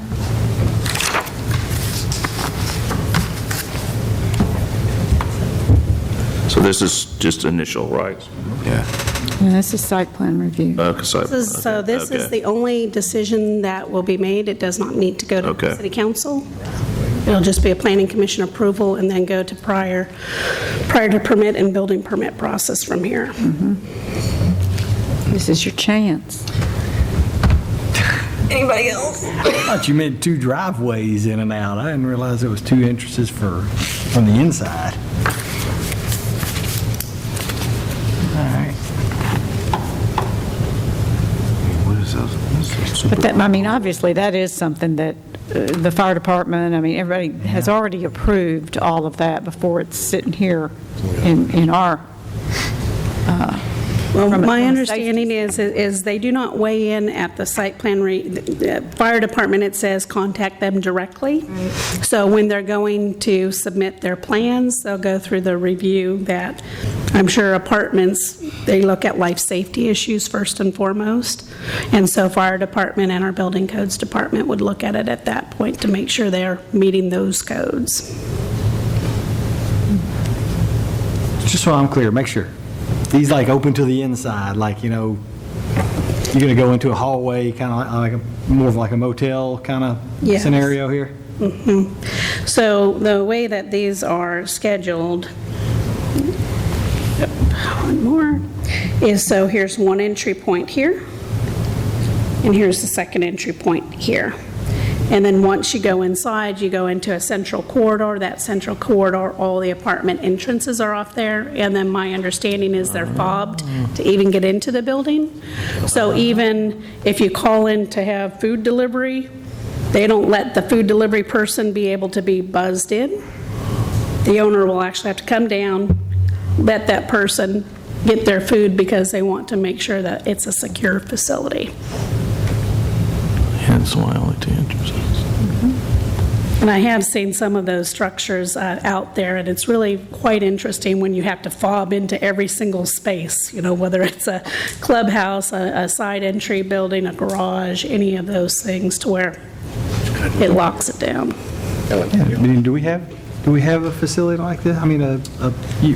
I'm relating it most to the one on behind the new Pinnacle on Medical Center. Elsie Henley? No, the other one.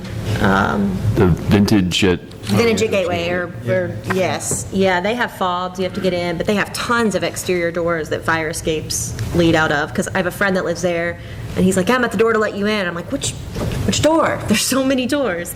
But you have to fob everywhere, which is great for safety. Okay. Well, and my daughter lived in an apartment like this. Yeah. In Memphis, where you had to fob in to get into the door, and then it's an apartment building, and everything is inside. All the doors to the apartments were all interior.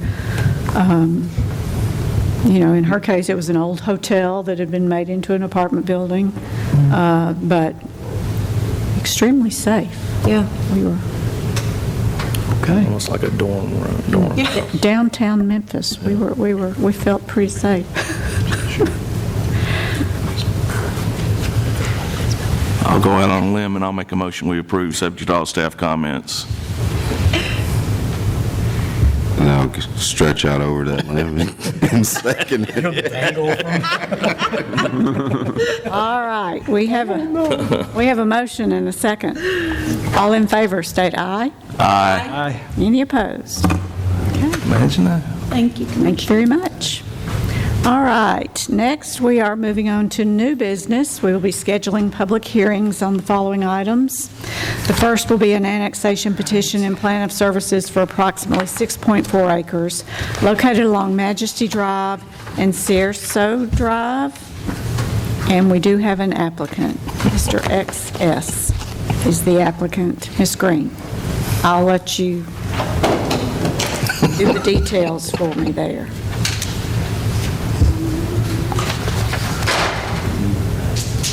Wait, we're just scheduling public We'll hearing? schedule this for public hearing. Now give us a little overview.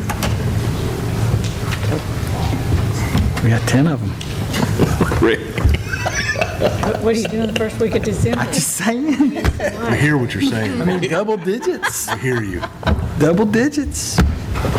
Go ahead, Ms. Green. Thank you, sir. With pleasure. This afternoon, we're asking you to consider several items of new business. We'd like for you to schedule public hearings for the items that are listed under the section. I know that you like to count them before coming up with a day, and so just put you on notice there. The city has received an application, a petition for annexation of property that's located, you could say at the end of Cicero Drive, or you could say at the end of Majesty Drive, but both are true and both are kind of not true. It is the property here shaded in blue. It is contiguous with Interstate 840, undeveloped property, and the owner wishes to put a single-family house on the property and to have city services.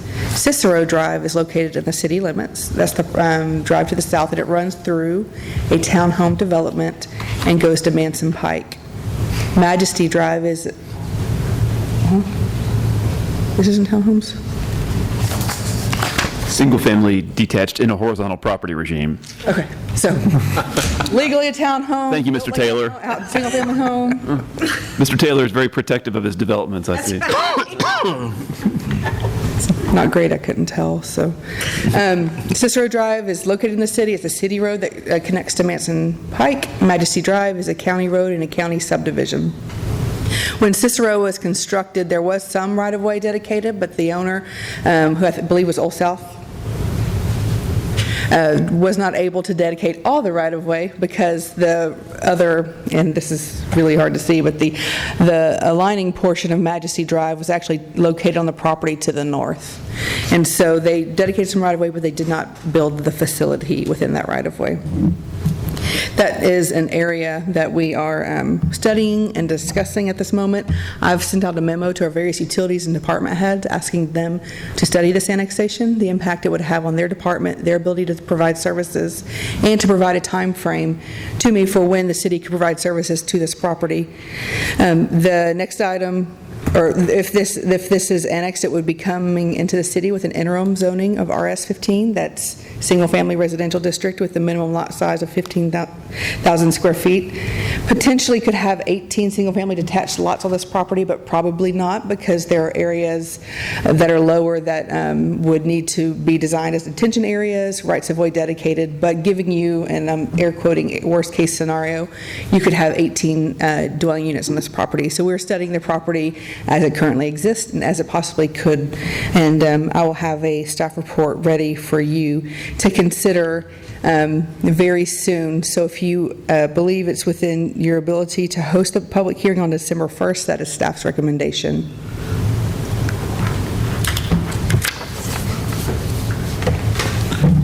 Make a motion to set a public hearing December 1st. Second. We have a motion and a second. All in favor, please state aye. Aye. Any opposed? Okay, I believe item B has been withdrawn from today's agenda. So item C is a zoning application to amend the West Lawn PUD to allow additional uses within the area identified as C3 within the program book on approximately 23.3 acres located along Veterans Parkway and Blackman Road. Oscar Properties LLC is the applicant.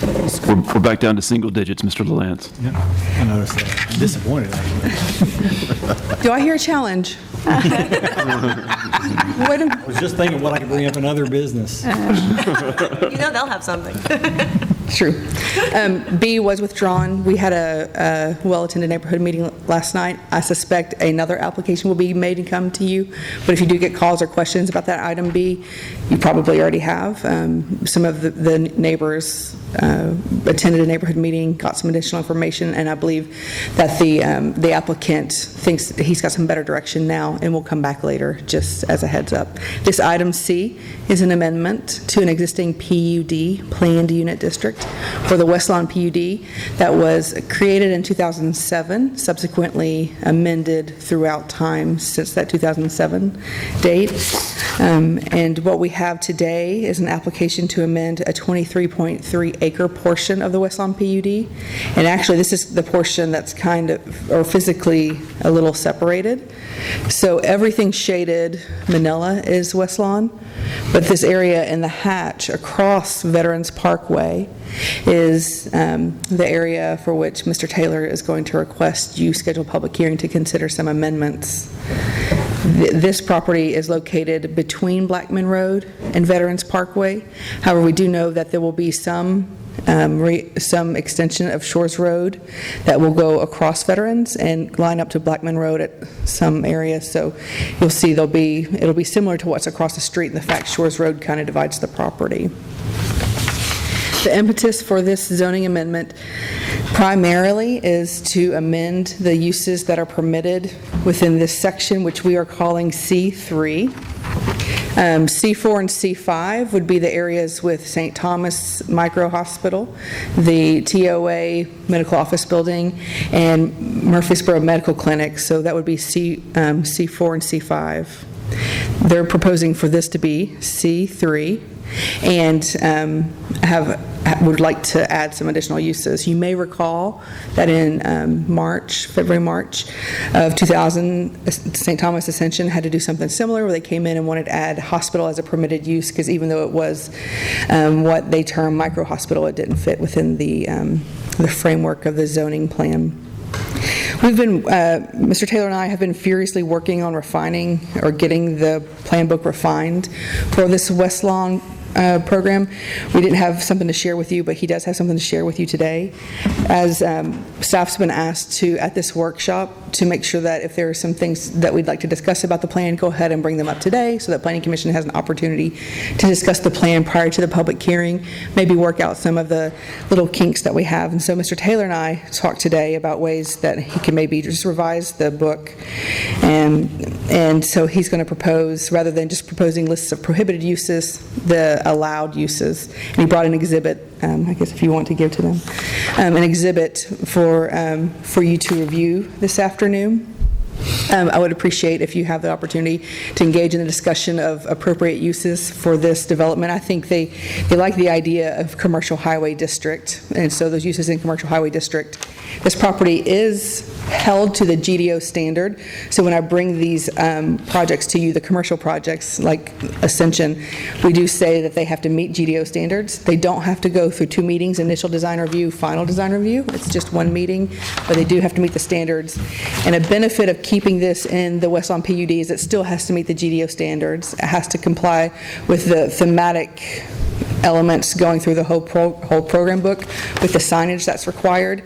But if you have the inclination, we'd like for you to engage in discussion of appropriate uses here. I believe it's going to be Mr. Taylor's ask, just to mimic what was asked for in C4, which is, this is basically C4, and this is C5. I'm loving the telestrator, y'all, and that's 3. So I think that what he's going to, I think what we've landed is he's going to want to just mimic C4, but if you have a chance, I'd like for you to discuss that with Mr. Taylor and myself. Thank you.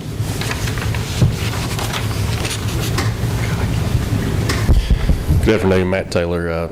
Margaret Ann hit it on the head. We just want to mimic the uses that were approved in section, I'll call it 4, over in 3. And the previously approved PUD had some very specific building outlines and sizes that are, I will call, unrealistic. And so we were really just eliminating those and clarifying some of the uses. We will continue to have Blackman Road realigned like the previous master plan and cul-de-sac per that previous master plan. I'll be happy to answer any questions. Not trying to change architecture or anything like that. It will still be consistent with the previous approvals.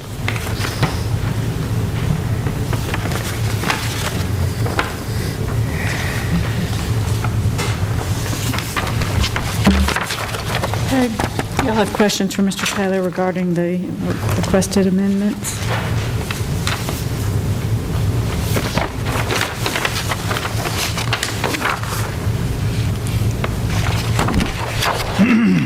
I know you were asking for any specific, comments or questions today, so are you wanting us to actually look at each of these individual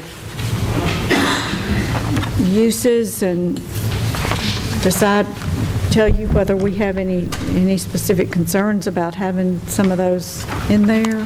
Yes, the specific ones listed on the second page, the second physical page that Mr. Taylor handed out, which is labeled as page 40, and see if any of those uses or what your understanding is. When I wrote my staff report, there were some additional uses, maybe prohibited uses, and if you read that, you may see that I asked, one of my comments was that you may want the applicant to consider adding some uses, such as assisted living, hospital, hotel, independent living, medical offices, and adult daycare.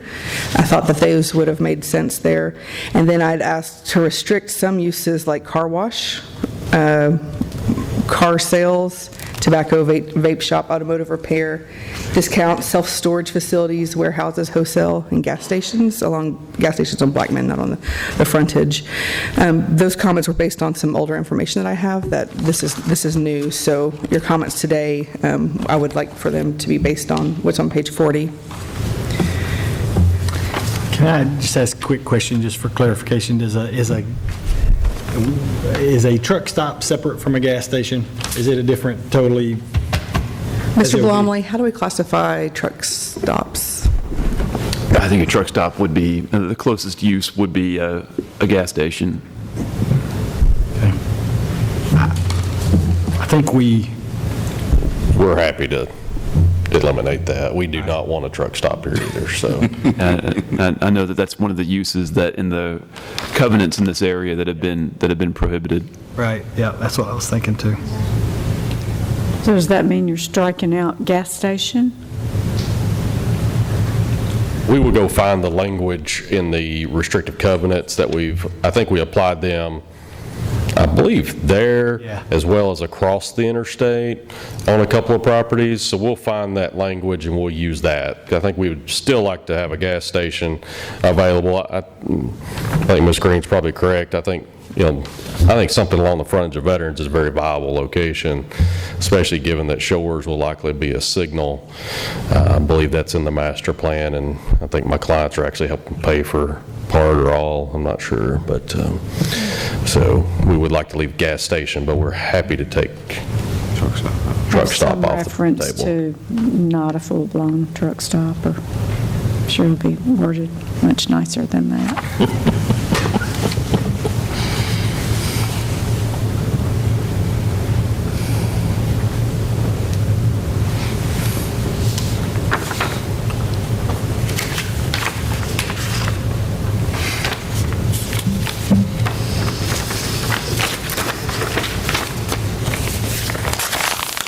I think you, Margaret Ann or Ms. Green, mentioned the ones she didn't want, and they're not on here. and I don't have any strong issues against any of these uses, so if you're just looking for an opinion, I'm okay with it. I'll set the public hearing. Yep. Unless anybody else has any comments before I do that. All right, I'll make a motion, we set a public hearing for December 1st. Second. Motion and a second. All in favor, please state aye. Aye. Any opposed? Okay. Item D is a mandatory referral for the abandonment of right-of-way of a segment of an alley approximately 220 linear feet in length located north of Ridge Avenue between Kings Highway and Battle Avenue. John Trout is the applicant. Ms. Smith. So the item in front of you, there's actually two components to it. First component is a mandatory referral. As you can see on the screen here, that would be located behind these two front parcels, which will be under the second item. And this area in back of it that is currently all shown as alleyway that is not currently abandoned. So city staff asked for inclusion of this other back piece, which is not adjacent to the other two properties and function. It does seem to be in good order, and it would be available to have staff reports ready to go for a December 1st public hearing if you would set that date for this particular item. Okay. So moved. Second. Motion and a second. All in favor, state aye. Aye. Any opposed? Okay, and item E is the zoning application for approximately 0.53 acres located along Bridge Avenue and Kings Highway to be rezoned from RS8 to RS6. John Trout is the applicant. Ms. Smith. So as I mentioned, there's the companion. You'll see the two highlighted lots here at the corner that are two lots currently with one home on it. In meeting with staff, because of some of the adjacent uses that are more intense uses, and of course Bridge and Kings Highway being major roadways on this corner, we would like to set a public hearing for changing the zone district on these two pieces to RS6, and the intention would be to ultimately have 3 lots at this particular location that would all be single-family detached product.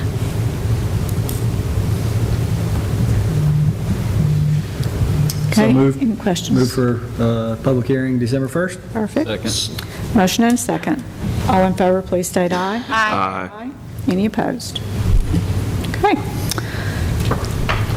Next, we have a zoning application to amend the PRD zoning, the Arbors PRD, for approximately 78.25 acres located along Compton Road, and to rezone approximately 0.5 acres along Compton Road from PRD to RS15. Middle Tennessee Developers, LLC is the applicant.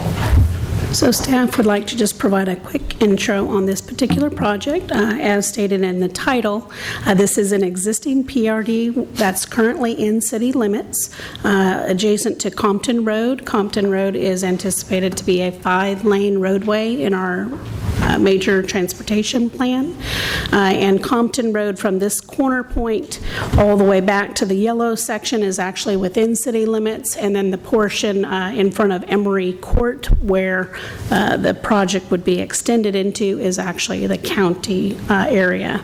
Our general plan designation for this is suburban residential, and in looking at that particular item with our general plan and what is being proposed, it does comport with the overall density being only 2.26 units per the acre, versus this particular general plan designation would allow for 2 to 3.54 dwelling units per acre. Part of the reason that this particular project is coming to you is it was originally approved back in 2006 for a higher number of units, 207 units on city sewer. Fast forward to where we are today, and they are looking at putting in a step system, and in looking at both the floodplains for this area as well as some of the adjacent uses, they're looking at lowering the number of units to 177 units so that they can accommodate those step fields, as well as the individual floodplain staying out of those. And it does involve 2 parcels, so this orange piece here at the bottom was part of the original approval. It is not part of the new amendment. So we are looking at that. It has a single-family home on it. We're wanting to have that RS-15 so it stays the way it is because it's not part of the project. And all the rest of it would just be an amendment to the existing PRD. As I mentioned, here's the floodplain that you can see. The darker purple is your 100-year floodplain. The other area is your 500-year floodplain, and the contours basically flow towards Bushman Creek. Connection points, we always love those discussions. There's actually 4 proposed in this particular proposal. Previously, there was 5 connection points, so there's 3 existing points. Lake Brook, Bushnell Drive, and then this is Emery Court that ties back down to Compton. Then they'll provide a new connection point here on Compton that's separate from that, and then they'll cul-de-sac one of the streets here so that it can connect towards the east, meeting our city regulations. As you can see from this layout, the darker orange areas was originally proposed to be 12,000 square foot lots, the other parcels being about 7,000 square foot lots. We did have a neighborhood meeting for this last week. We had about 60 members of the public show up for that meeting, and the types of concerns that they brought up was, number of units on the project, maybe having larger lots on the perimeter to better buffer those in between things, connections to the existing 3 stub streets, which are existing neighborhoods, the intersection and line of sight along Compton for the exiting points, additional water runoff, existing flooding and drainage problems, architecture, and wanting to retain some of those perimeter trees. So the applicant's engineer has been working on those items and has drafted a rough layout and working on modifications to the program book to add additional large lot developments. I believe the original proposal showed large lots only in this area in green. They've added these areas that back onto Lake Brook, a private road in this particular section, and that's why it is not connecting at this point. And then they've added some larger lots along the easterly boundary as well. And this is that future connector road point that is currently proposed so that it could actually continue if development were to occur to the east at any point in time. And then lastly, the phasing is a 3-phase development. Those items in blue would be the phase 1 component, phase 2 is in pink, and phase 3 is in yellow. So with that, we are working on several different items as listed in the staff report, but staff would recommend scheduling this for a December 1st public hearing. The applicant's engineer is here. I believe may want to share some additional things that they're working on. Thank you, Holly. Matt Taylor from SEC. Ms. Smith did a good job describing the neighborhood meeting. Was very well attended. Enjoy hearing that feedback early in the process. And we have already implemented the larger lots around the perimeter like she showed you. We've also, as part of that revision, we also have a 10-foot common area strip around the entire project so that guarantees those trees are going to stay around the perimeter like they asked for. Drainage, we're very confident in our drainage plan. Obviously, that will go through a detailed design with construction plans, but we have an abundance of drainage and detention on this project and have already done our environmental on the front side, so we know there's no impacts there, nothing to prevent us from doing this. Already did our soils work on this site as well. We've also already conducted a traffic study, which we've shared with staff, as well as we've shared with some residents. After the neighborhood meeting, they asked for a copy of that. And then we are taking that traffic study a step further. With our connection to Emory, they asked us to study whether a signal was warranted at that intersection. So we currently have our consultant getting those counts and doing that analysis. We will have that before the public hearing on the 1st. Outside of that, I think one of the main concerns that I heard at the meeting were the connections to the existing neighborhoods, and we just shared with them that that city policy, I cannot change that. So outside of that, I will be happy to answer any questions that you have. One question I might have is kind of one of the sort of typical things run through my mind when you have a development like this that has such a large, well, not only just the step system, but also the floodplain area there. When we talk about kind of the density, just to give me a kind of just to give me an idea about what are we talking about for the buildable or the developable land? You know, if we look at the 2.5 or however, whatever the number was, 2.5 if you take into account the entire property, but if we're talking about how much you really have to take out for the step system, how much you got to take out for the other, what are we really looking at as it relates to how these lots? Are they going to be mostly 6,000 square foot lots? Are they going to be, you know? So we've set a minimum of 7,000 and 12,000, and so right now the count between the minimum areas on those is there are 47 of the 12,000 square foot lots and 129 of the minimum 7,000, and so it's probably what is that, a 70-30, 60-40 split, doing the math right off the top of my head. As far as a density, we have, the property is about 78 acres total today. The step system area is about 13 and a half. And so that leaves about 60, let's say 65 acres. We've got 176. It's about 2.7 units the acre, so it still falls inside the recommendations of the future land use map. And we've kind of tried to suck in those smaller lots to the internal piece of the property as well. And again, you know, house size, we've kept the same house size as the previous application. Actually, I think the previous application would have allowed about 25% vinyl. We've eliminated any vinyl with our application. So we have tried to maintain that part of the development. Say again, I'm sorry, there were 49 of the 12,000 or 47 of the 12,000? 47, yes, sir. And I've got an updated concept plan I'll share. I've got a couple calls. I'm just trying to get my math right. Mr. Taylor, what's the difference in 12,000 square foot lots versus in what's in their agenda packet versus what you're giving them right now? So inside the agenda packet, this side over here was the only area where the larger lots were, and so coming out of the neighborhood meeting last week,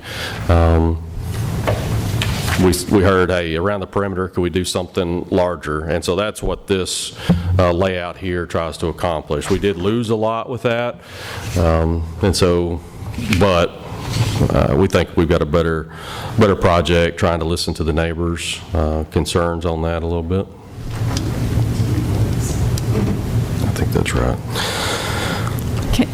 Go ahead. Can I ask, was the original plan, was it on the city sewer, and now you're going to step? Yes, ma'am. And I was not the engineer on that project, so I'm not entirely certain where he was getting his sewer from or where he thought he was going to. That occurred right as it was kind of going into the downturn. That developer walked away from this property, as well as I think it was Perlingbrook. They may have changed the name over on Asbury. And so where I see the opportunity to get sewer, there have been several houses built along that path in the past 10 or 15 years. And so I think that route would be much more difficult. That, and given our sewer allocation ordinance, the step system seemed a much better route with this development today.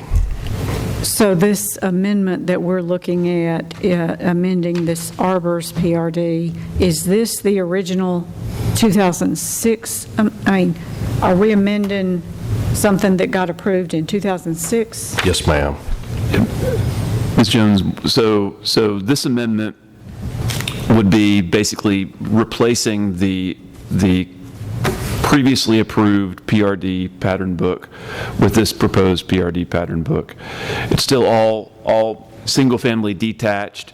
There's still some common elements between the old plan and the new plan, but this would essentially be replacing the previously approved plan with this new plan. It's just brand-new PRD, basically. We're not really amending what was there. We're just starting over with a new PRD, kind of. Right. Is there any weird technicality there that we need to know? I mean, about, we're technically amending one, but it seems like it's a brand-new one to just kind of common sense look at it. It seems like it's brand new. Well, and I know the question did come up in the neighborhood meeting, and Mr. Blomley actually was great in answering it, and it actually educated me as well.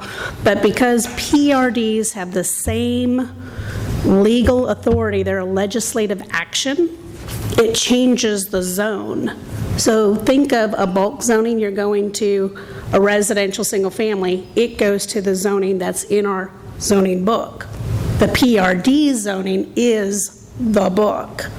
So they actually have entitlements that do not expire because the zoning actually changes. So the question was, well, doesn't it expire in 18 months?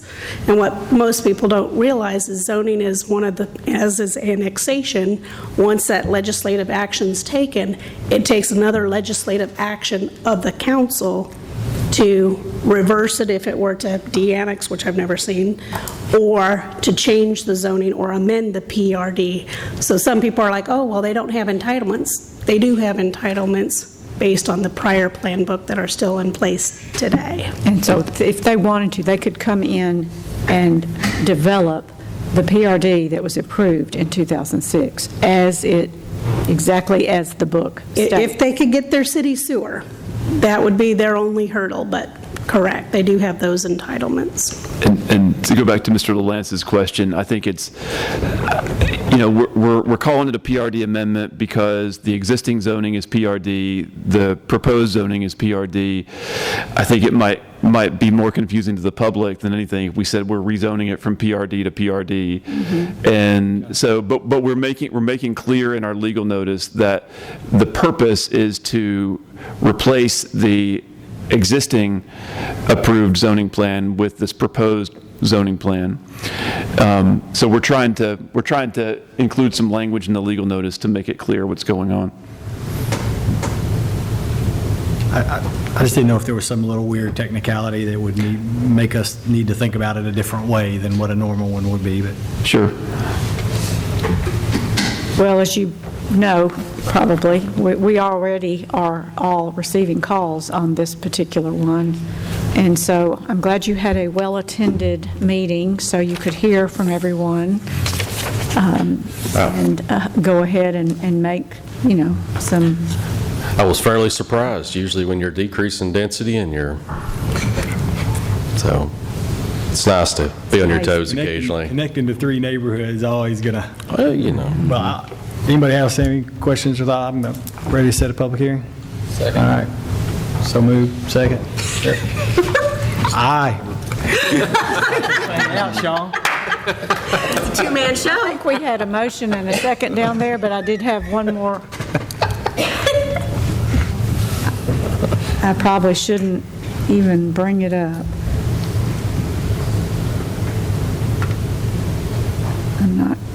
No. The connections that they're showing on this plan are connecting to stub streets that were already existing on surrounding properties, and the others that you're cul-de-sacing off and are not connecting through, there will be no discussion regarding whether they have to have a stub street out as opposed to a cul-de-sac.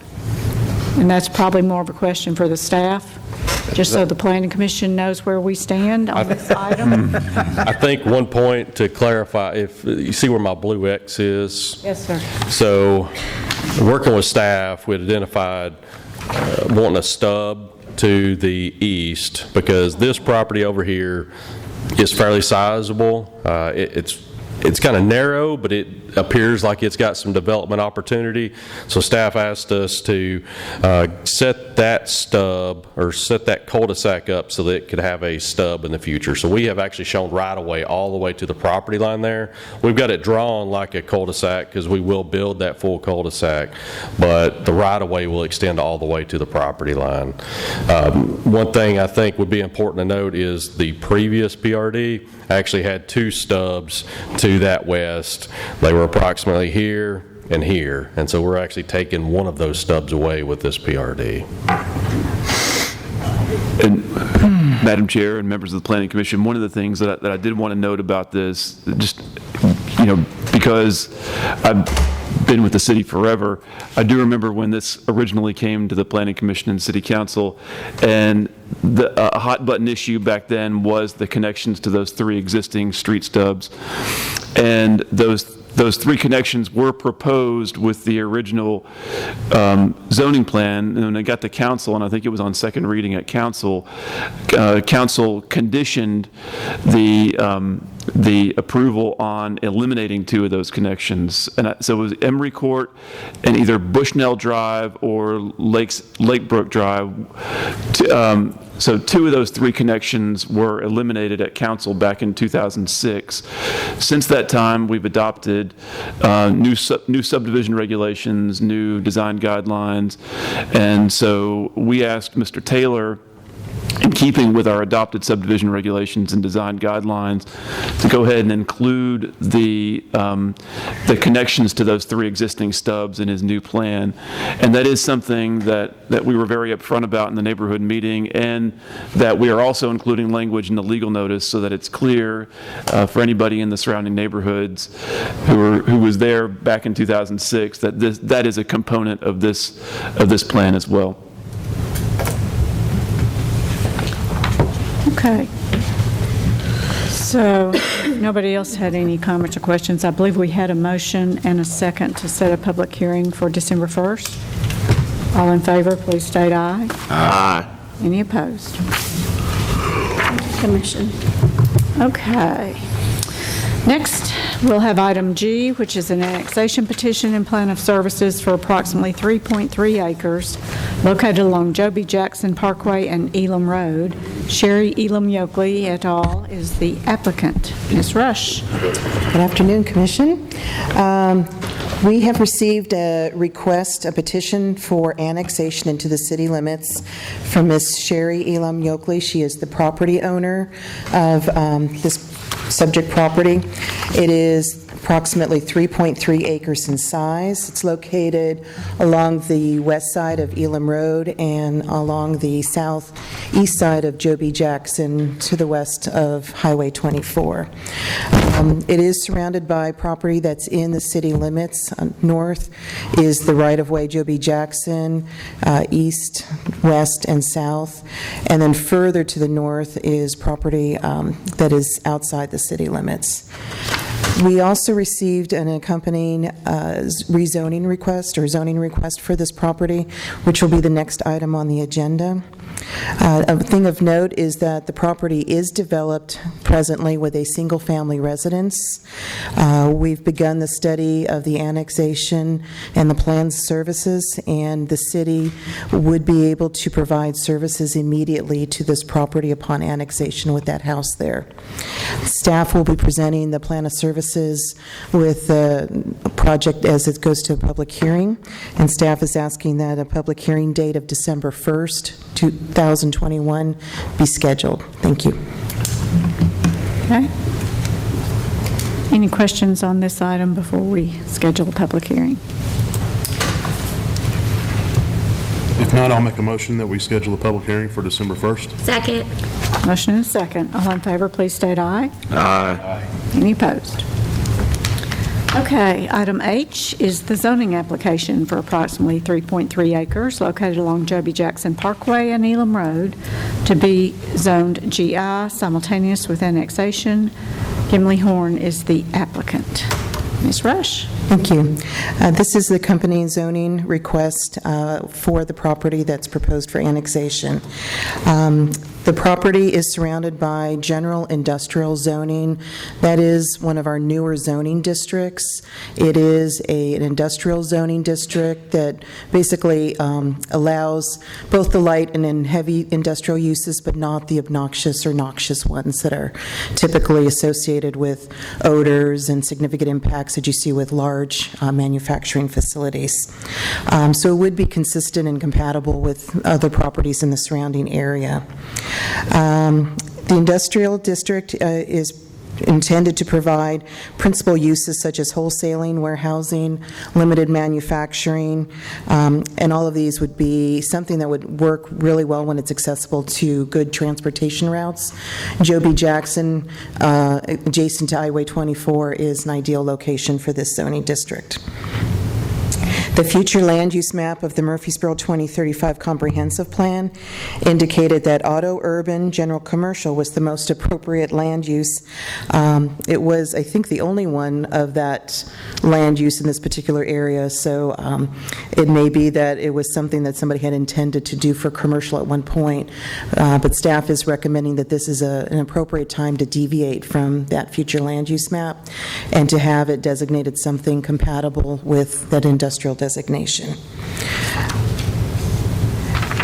Staff is recommending approval of the zoning based upon the following reasons: that the general industrial zoning for the subject property is compatible with the existing general industrial in the surrounding area. In addition, the industrial and business park uses noted above, the GI zoning district also permits interstate-oriented commercial uses, which would also be appropriate for this location considering its adjacent siting to Highway 24. Staff is asking that this item be scheduled for a public hearing for December 1st, and I'm happy to answer any questions. Okay. Any questions regarding this item before we schedule it for a public hearing? So moved. Second. Motion and a second to schedule a public hearing on December 1st. All in favor, please state aye. Aye. Any opposed? And just, I think, just before we get to the next one, the last one is two pieces, just a companion public hearings. That last one will probably have some discussion. I mean, just before we set this one, December 1st, everybody kind of look through that maybe and make sure. It looks like we can probably get through them to me, but. Yes, so far we only have one that might be. Yeah, I think so major. too. I think so too. And I mean, unless the Berkshire, the Berkshire, that 23 acres, the West Lawn deal, unless that kind of gets going on Facebook and stuff, I mean,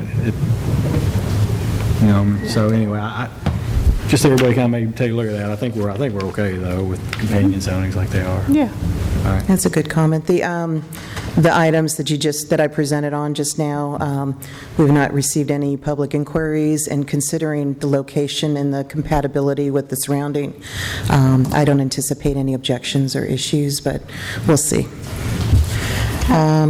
Okay, the next item that I have is for the annex.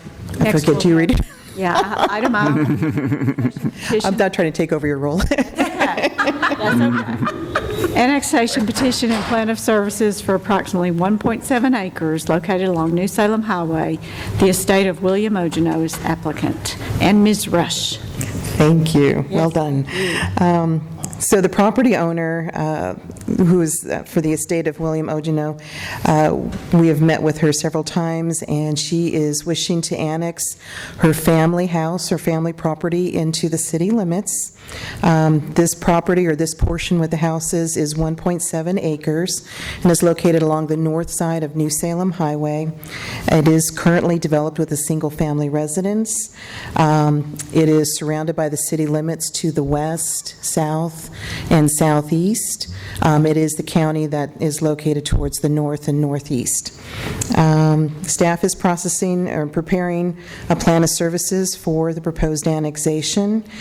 In its current state, the city can provide services immediately upon annexation to this property, and staff is requesting a December 1st public hearing to be scheduled. And this one, it's kind of, it'll go in hand with the next item on the agenda, but just to inform the Planning Commission, staff did have the opportunity to attend a neighborhood outreach meeting on this, and was very lightly attended, basically by one couple, and they indicated that their support of this project, and they were just curious as to what was being proposed. Okay. So in light of Yeah, my Councilmember instincts LaLance. tell me there may be more people show up for this once we start putting signs up and, you know, just those people with their houses right next door and making it commercial. I'm a little worried about it, but I don't know, what do y'all think? It's a guess. Might have 2 or 3. Yeah. All right, well, let's knock it out then. We did send out over 100 mail-outs for the neighborhood meeting. Oh, okay, good. So it was we were reaching. That makes me feel better. All right, I'll move for approval on setting it up for December 1st. Second. Motion and a second. All in favor, please state aye. Aye. Any opposed? All right, and the last one, the companion zoning application for approximately 1.7 acres located along New Salem Highway to be zoned to CF simultaneous with annexation, approximately 2.8 acres to be rezoned from OG and CF to PCD, the Ogenos at Foxcroft PCD, and approximately 2.2 acres to be rezoned from OG to CF. Melissa Ogeno Burnett is the applicant. I'll move for approval on this one for December 1st. Second. They have somewhere place else to be. Didn't give me the opportunity to present on my patchwork quilt here. This is the same thing. We're good. We're moving, so we got to do this one. You actually saved me from trying to explain it. But yes, it will be a companion zoning. Yeah. I mean, we need to do it the same night anyway. Yeah, there is a PCD component to this that there's a pattern book, and one of the primary reasons that we had that neighborhood meeting was the PCD includes the extension of Foxcroft Road over to Cason Lane, and but we're happy to give a presentation. Ms. Rush is happy to give a presentation, or if y'all would like to. I'm sorry I jumped the gun. If y'all want to do presentation, I thought there was It is only companion to zones. allow you the time to make any comments you want to make before they bring it to the... That was directed at you. I know. Our poor council members had started, 10 o'clock this morning. 8 o'clock. For their workshop, so... Sorry, I jumped the gun. Go ahead. I'm sorry. All right. I retract my motion. So Robert is happy. Well, as indicated, this is the companion zoning for the annexation. So the property that was just on the prior item is proposed for CF, or Commercial Fringe Highway zoning. It's very compatible to what's happening along New Salem Highway in this particular area. Commercial businesses are starting to develop. A few of the properties to the east are in the county and have already developed with commercial uses in their existing houses. This would not be the case. This would be if it would to develop in the future with a CF type of use, it would be a tear down and new construction.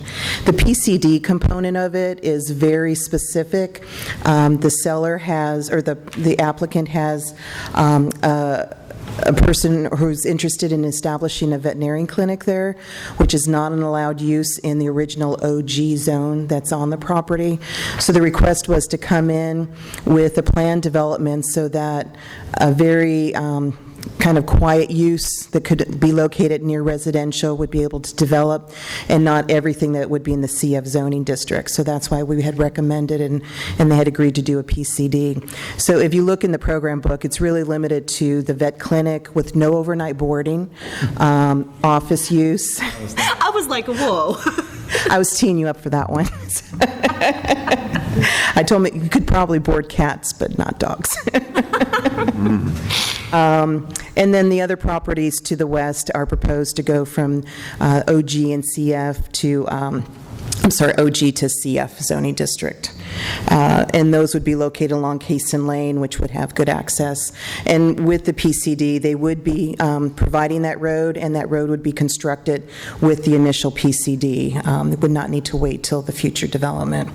Matt Taylor's here. He's can answer any specific questions. Staff is asking for a December 1st public hearing date and can answer any questions. I bet you we don't have any questions. Somebody better have some questions. Thank you for explaining it to us. Yes. Making sure we understand what's going on. And